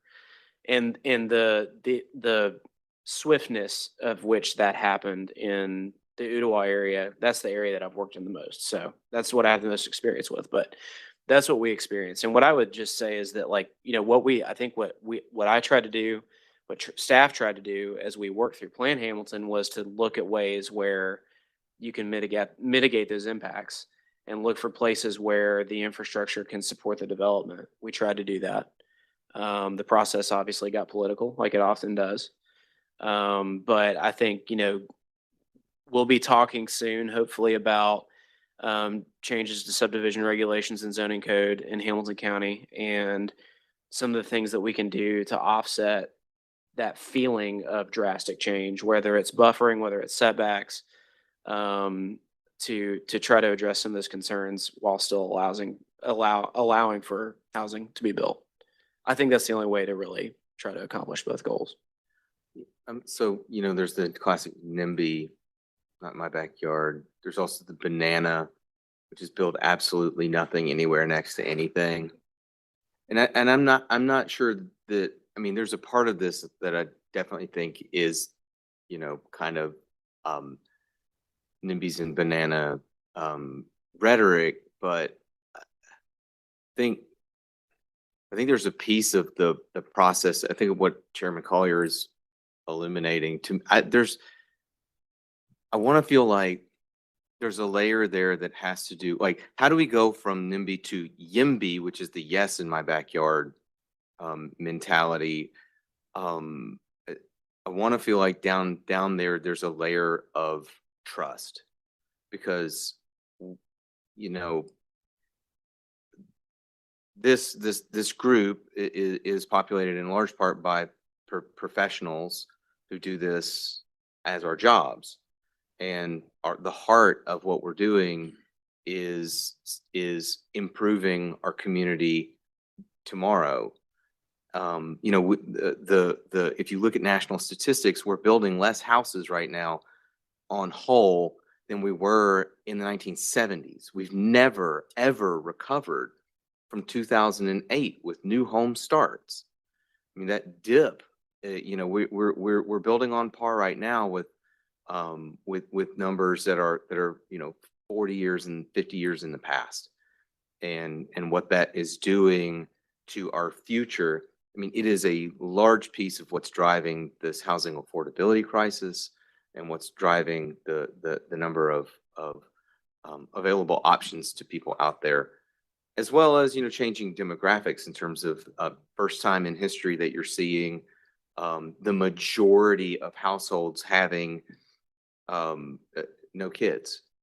That's the first time in you know, since post World War II American history where married households with children is accounting right now for about 18% of households.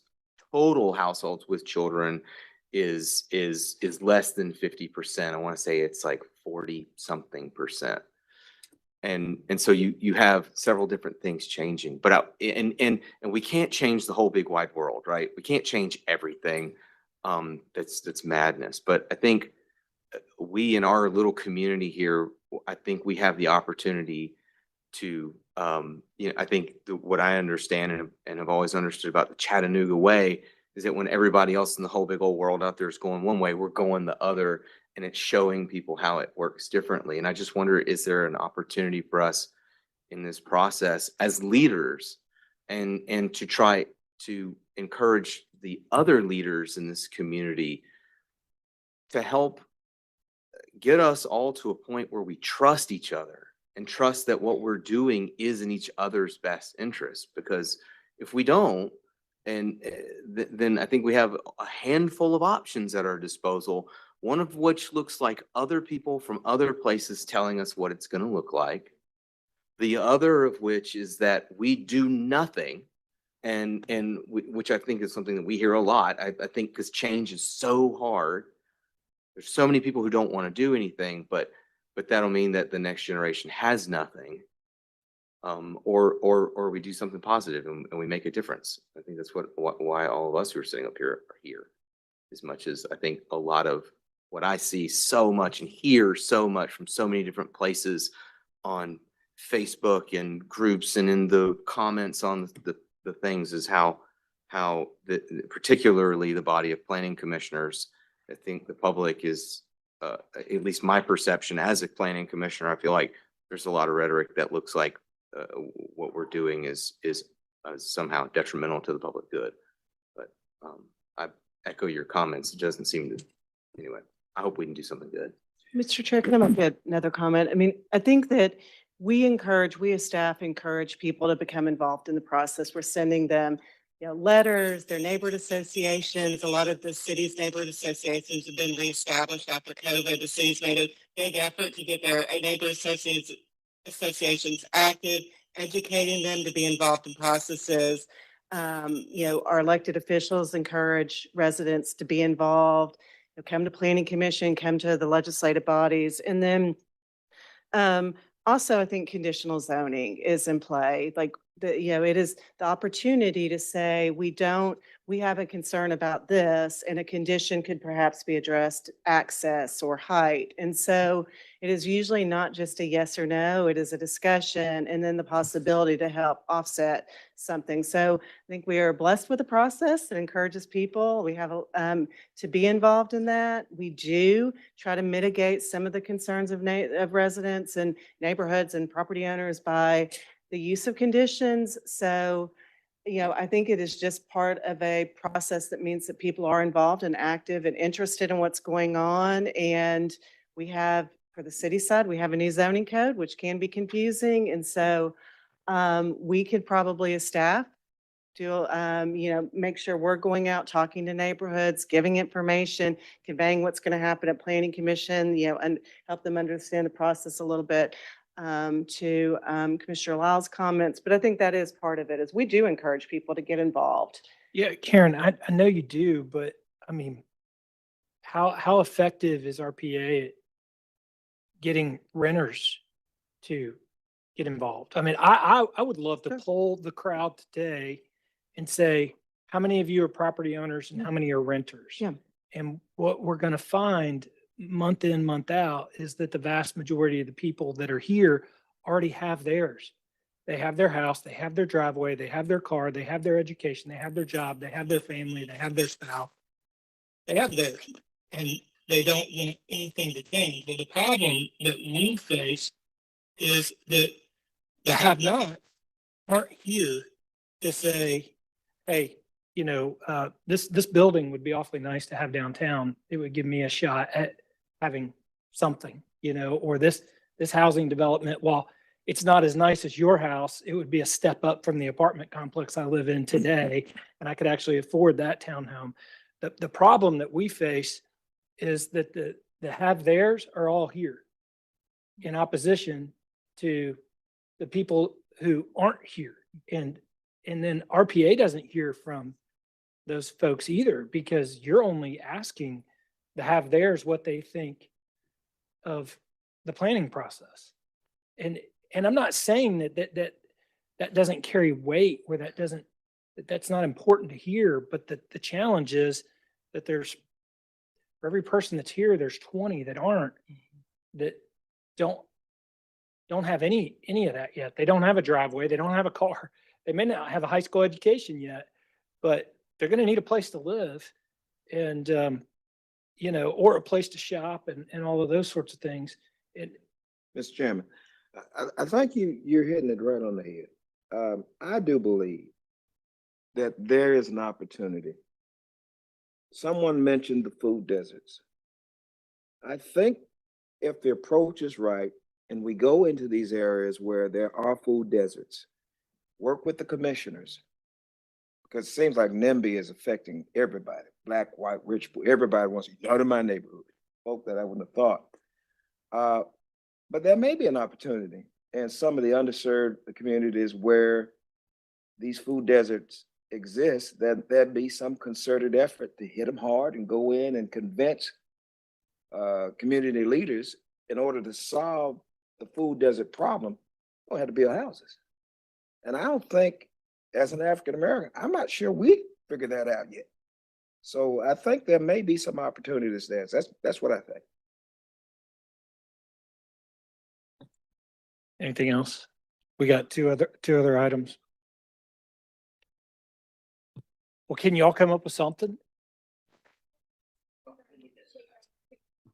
Well, I mean, just, I don't know. Yeah, I mean, everyone mostly says we see the yellow sign. We know the time is probably an issue, but one of the things we can do is also say, I mean, here, maybe it's, we used to have a survey card that said, how did you hear about the meeting? We can add renter. We can try to make more of an effort. One of the things we nail to the property owner, maybe we think about mailing to the people that live, residents of that address. It's something we can consider, and we can run that by you at the next meeting or two to get So ideas. when that zoning request that we just saw, that second to last one, those are apartments right to the left of that, right? There's senior housing. None of them were here. There's an aspect of this that is it, there's a part of me that wants to say the conversations and the education and the public dialogue that needs to be occurring.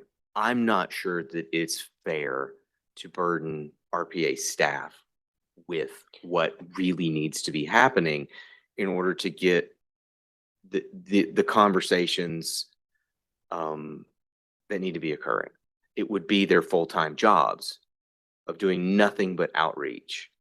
And, you know, I mean, I know that that's one of the things that the Chattanooga Neighborhood Enterprise, that is, you know, the neighborhood engagement aspect of it, it's a piece that for that organization, it makes no financial sense, but it is a critical piece of the mission because nobody's doing it, to be honest. There's very sparse funding available for it. There's even fewer people out there, but it is one of those pieces that the leadership in this community, we've got to become aligned on that. Is that set of conversations, whether it's rural or urban, whether it's on Signal Mountain or in Alton Park or in Ooltewah, those conversations, they're messy because people are going to tell you actually how they feel, but there's a level of that conversation that's not occurring that needs to, and because it's not occurring, the place where it does occur is when those things get here. And I think that's why so many people come here so loaded and charged, is because they haven't had a chance to have some of that community engaged. Nobody's really asking those questions before it gets here. But I don't know that it's RPA staff's responsibility. You make a good point. Who should lead the conversations? City commissioners? To me, I think they should be leading these kinds of conversations. I don't know that it's just city council members and just county commissioners. I mean, I think it is a larger, expansive group of people that we have always known as leaders. And I think it's not just elected officials are leaders, 100%. They are leaders in a capacity with a specific job, and it is a critical job to the workings of our society. And I can't underscore enough what great groups we have, but they're not the only leaders. And I think some of those other leaders, that if they heard somebody like me kind of, even gently pounding on the table and saying, those leaders, like if anybody felt that stir within themselves, they're some of the ones that they're needing to step up. They're out there doing their own thing, making things happen. And I think, to Ethan's point, some of it may be occurring in a capacity of, as long as I'm getting mine, that's good enough. And I think some of those leaders need to, maybe the pandemic shifted some stuff 5 years ago where people got a little less engaged, but I think it's time for some people to start getting back and getting engaged and giving their time and energy to make sure that everybody is, in alignment. Because again, I think it goes back to, in a large aspect, to trust. And that is a thing that is, you can't, trust is not ever given, it is earned every time. Chairman, is your goal to see more support for projects or less opposition or some combination of both? I mean, when you brought this conversation up, what were you thinking in Well, your head as the kind of end we point? as planning commission have been under the gun recently for having voted in favor of projects that people were here in opposition to. And I think it's frustrating. I can understand why it's frustrating. You have a room full of opposition in some cases, maybe 30, 40 people and others, and they all voice their opposition. And then somebody up here makes a motion to approve and it carries. And we take action, and it is to approve. And I think in general, the public they only see us act on that one case, and they don't see the fact that, yeah, they're here in opposition, but there's also somebody in opposition to every other case. Right. So some of it is just to help educate the public that you're not the only ones opposed to your neighborhood changing. Everybody's opposed to their neighborhood changing. I would love to see, my earlier comment in regards to who we hear from here, the fact that we don't hear from renters, we only hear from the have theirs. I think we don't have the ability to make as good a decision when all we're hearing from is the people that already have theirs. And so then we are stuck guessing at what the folks that aren't here might need. Mm-hmm. Because planning is not, ultimately it can't be just, hey, our plan is for everything to stay the same. That can't be the plan. I mean, I don't think anybody's okay with that. And so then if the plan's going to be different than everything staying the same, whether it be for this one parcel or the county, how are we supposed to be getting input and consideration for all the folks that aren't here and their voices aren't ever heard? Mm-hmm.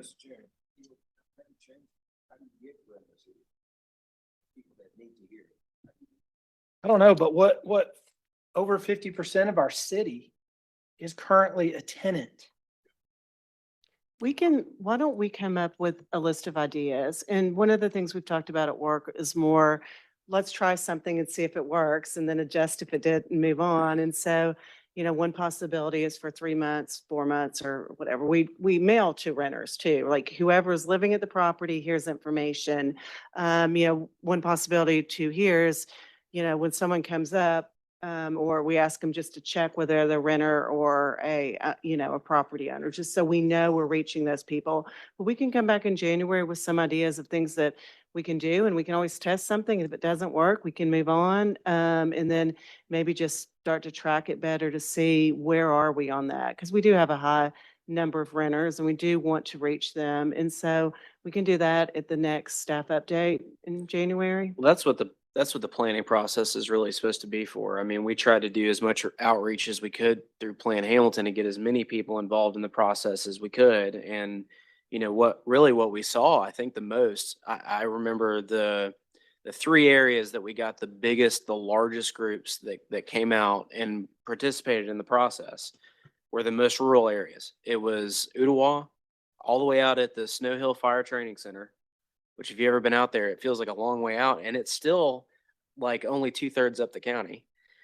Signal Mountain, we got big groups up there, and it's fairly rural up there still. Some people would disagree with that, but it is. And then we got large groups out in Sail Creek, and they were all, the vast majorities were all vehemently opposed to growth and development. And it feels like a growing sentiment. Like to your point, we see it here too. We see And it in urban areas. sure. And I think, I don't know whether it's a product of, young people don't vote, generally Well, speaking. they don't vote in local elections at Sure. all. Right. So our city council and county commission, Yeah. if you just right. said, hey, do you care what the young people think when it comes to election day? The answer would be no, not really. I don't Well, even think it's about voting though. I mean, the region, the Area 3 plan is just single family detached wall to wall. And it's because it was written at 6 p.m. on weeknights by a disproportionately older demographic that doesn't have kids that have homework to do the next day, that doesn't have to make dinner for the family the next day. Because it's 6 p.m. and most families are doing things at home or together at that point. But the people who showed up for the Area 3 plan weren't in that demographic.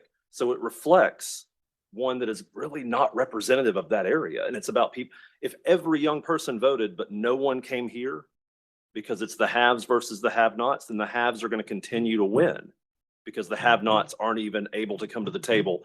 They're working 2 jobs or whatever the reason is. So we have to remember them because they will not be here. I think at the county, Do that. we're trying to make changes at the county to address some of that. We moved our meetings to nights for the first time ever, I think. Now they're still tweaking it, obviously. But But- that's temporary till January, right? Yeah, but I believe that they'll make some permanent change. We can't fix everything, but we do need to start trying to make baby steps at least to make sure people at least make an informed decision when they come up and oppose something. Well, I appreciate the conversation and I know each of you cares and I value all of you and your input. And, I've just been doing this for a long time in this role and it is remarkable at how much things have changed in the last couple of years. It has, these meetings now take as long as they do because of the fact that our caseload is not higher than it was 4 years ago. It just happens to be that we do have opposition to every case. I think our caseload is actually lower than it was 4 or 5 years ago. Oh, yeah, that wouldn't surprise me at all. It truly is. And I think my biggest changes over the years have been social media. Yeah. Planner, and how that impacts what y'all do. Well, thank you all for entertaining that. We have a resolution and amendments, so we've got 2 other items to cover on our agenda. Brian? Yeah, both of these are staff initiated amendments. The first one, I think I talked to you all about maybe 2 months ago about the vested rights and state law changing on that. That's all this amendment's doing, is changing what used to say approved development plans to now submission of development plans is considered vested. One of the other requirements of the state law changed that you had to say what substantially complies means. And so that's what we did. I got this from MTAS, who does a lot of training through our, most of our municipal partners. They drafted this, so I used that as our amendment. What does substantial compliance mean with the submission of a plan? You include all the documents, plans, and forms as required by the city's application checklist and development procedures. It's consistent to scale and legible. It won't be just on a napkin or whatever. It has to be some type of legible plan. The plan generally is conforming with the zoning code in terms of lot size, density, use, and setbacks. Generally complies with subdivision regulations and all other relevant building codes, and addresses the public health, safety, and welfare concerns associated with the proposed development, and include any other supporting documentation like traffic studies, drainage reports, et cetera. All that, if that's submitted, you're deemed substantial compliant with a submission and could be vested. Doesn't mean you can't change it. At the bottom, it says you can make minor amendments as long as you specify what those minor amendments are. So, that's the first amendment. We'll see one probably next month or month after with the county doing the same thing. I've been trying to get a hold of the county attorney to get her review on what we're proposing. So once we have that, you'll see the same thing next month or two with the county. So that's the first amendment, vested rights. I'd entertain a motion to approve a resolution. We have a motion and it has been seconded. Any discussion? All in favor, say aye. Any opposed? Motion carries. Mr. Schultz. The next amendment is working with the Land Development Office on irregular shaped lots and how you apply setbacks. So we worked with our graphics team to do some renderings to simply illustrate how you would apply setbacks for those irregular shaped lots to help the public, as help also the reviewers. So for example, in an instance like this where there's no really definable rear property line, there would not be a rear setback in this case. I don't think you'll have a lot specifically like that. We've had a few that are like that, so there would not be a setback in this case. Second rendering was where's the side lot lines or the rear lot lines in a situation like this. It's not really trapezoidal, but it's very irregular shaped. That's what this rendering is showing, where your side lot lines are and your rear lot lines. Then the third rendering would be what's a corner lot, just giving a rendering of what that would be. The one on the right-hand side is definitely a corner lot, but that comes up all the time. What's a corner lot in the zoning code? So this rendering is illustrating what that is. Let me go back. And then in this case, when you have irregular shaped lots that are parallel, the opposite, the primary street will be considered the side lot lines. So it's just showing what typically would be your side lot lines. And then finally, the last graphic is in form-based code. The graphic on the right is currently in form-based code.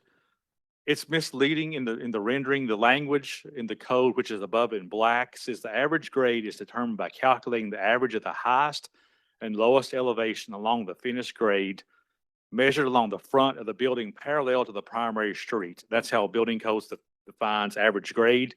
Well, the rendering on the right in the zoning code doesn't show that. It's showing the lowest elevation being underneath the house and whatever the average is. Well, that's not how building height is determined through building codes and land development office. It's the rendering on the left.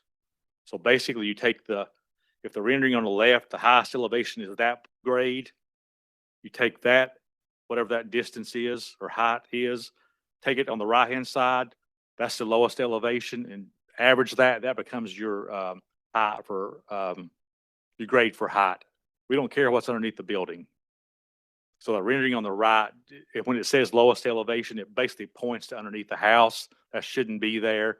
It should be on the right-hand side where it says lowest elevation on the right-hand side. So basically, we're just cleaning that up to make it match the graphic, the text.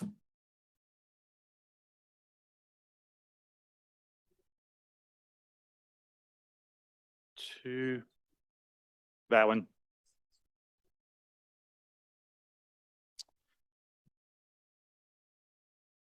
Primary street. I think those are, do you know what those are for? I mean, We have definitions. for it. We have those definitions in Performance Division of engineering. We have definitions for that. If they had rotated their driveway 90 degrees and faced the house to that other A street, would it then flip? It would have, it's still been primary and secondary side streets. Interesting. remember what the determination is, if it's traffic counts or if it's property or, but there is a determination in that code. Okay. And quite frankly, we already have a rendering in the zoning code about Sure. what corner lots Yeah. are. I wasn't being argumentative. I Yeah. was just Oh, I know. curious how that primary street is determined versus side street is determined. Okay. Yeah. What's the will of the commission? No, we Chris jumped the gun there. we have a resolution, motion to approve, properly seconded. Any discussion? All in favor, say aye. Any opposed? Motion carries. There are no staff updates. Well, we got do- one quick staff update. I just said there are none. Oh, my gosh. I'll be really quick, brief. Okay. This will actually be for January. Plan Hamilton, as we mentioned, when it was adopted with the Planning Commission, did state that plan amendments will occur. Right now, we don't have a process of what that looks like in terms of the review criteria. We're actually meeting tomorrow as a staff to discuss the review criteria. We'll bring that to the Planning Commission for discussion, not for adoption, but for discussion in January. And hopefully the public will be here and can help us discuss what that plan amendment process will look like. Floodplain, I think Darian was going to be here to speak to that. She couldn't be here today, and she's going to send each of the Planning Commission members an email what that potentially look like with amendment coming in January or February. Thank you. We have public comment on non-agenda items. Yes, so Grace Mine at 1458 Palisades Road. I just wanted to come back and touch again on what I mentioned earlier, but also expand on it. Also wanted to make sure that what I was saying or bringing to the surface was not to discount the staff's efforts. I think they are great staff. They do really well. And I guess I'm surprised to find the errors that I did, but I am bringing them up publicly just because I do want the public to know that when they look at maps or when they look at the information that's on the website, to make sure to do their own due diligence and to really look at multiple places and just to understand that sometimes errors do occur that could throw them off their game with regards to if they were to look at the map and a pin isn't where they think it should be for a particular agenda. If they don't look at other places within the website, they may think that that case is for the next month. So that's kind of the main reason I bring it up, is so that it is not throwing off somebody that thinks something should be being heard, only looks in one spot and then doesn't show up at the meeting. So I mentioned earlier that when I looked at the rezoning map, there were 5 of the 17 cases that were not mapped properly. One of those happened to be in Franklin, as I mentioned, in Nashville. Kind of going back to, I think, what Mr. Anderson was mentioning, there are multiple places that people can hear about cases. One indeed is the notices that the offices send out. The other is media. The media did great coverage on the Patton Parkway case, but actually the Patton Parkway pin for that case was located in Middle Valley. So that's just another example of a very high profile case that was not mapped properly. Subdivision cases. When I looked at the subdivision map, the only one that I focused on, mainly because I hit another glitch, which I'll mention in a minute, but there was one map, one case that was mapped in Cookeville, pretty much just west of Cookeville. So the reason I kind of knew to look at a greater distance in Chattanooga was that I noticed this error a couple months ago. There was a case that was actually pinned up in New York State, so completely out of the state of Tennessee. So it's not just an error within the state of Tennessee. I imagine the staff probably may know how this error is occurring. It may have to do with the developer's personal address or whatever is additionally listed. The one that was aired for Cookeville or for the subdivision case, it actually was an error on the application. It listed it as Minton Drive, and somehow that got thrown up there in Cookeville area, but it's Min Tom Drive. So I think somewhere in there, something's getting out of kind of line with regards to the information, how it's transposed into a mapping server or system. The other thing that I found was that the subdivision cases, when I went to try to look at more information, the subdivision cases, when I clicked on trying to open up that case file, it asked me to request access. So I don't know if that is a glitch that occurred the rezoning cases were completely wide open. I could click on a case, get that information, but the subdivision cases were basically locked out. I had to request access, which I don't think is a very user-friendly way. Again, that may just be a glitch and hopefully easily fixed. I think it's just a glitch. We just set that folder up last week, the subdivision folder. We're trying to do something different where our staff are not trying to have to load all the cases each month. And so we're putting things in the folder, and that folder may have been set up right. You're not supposed to be it's not supposed to ask you for approval. You're supposed to be able to go and see everything in that folder. Yeah, and that's what I figured, but I did just want to mention it, and just for the sake of if is somebody in the office that can basically act like a member of the public and do kind of a double check from a public standpoint, so that it's not just us kind of always trying to follow up and or spend more of our time to communicate that to you guys. So Thanks, Grace. yes, and I think yeah, I guess to your discussion about your wanting to get information from the public, I think that's really interesting, but also just to keep in mind that just as kind of what I was relaying here, maps are only as useful as they are accurate. So if the public is coming in and putting a pin on a map, a physical tab or something, if that information is not transposed properly, then you guys aren't seeing the correct place of where they indicate. So again, they're only as useful as they are accurate. So thank you for your time. Thank you. Mr. Payne? Oh, thank you. Good job. I got it on my right. We got a motion to adjourn. Thank you.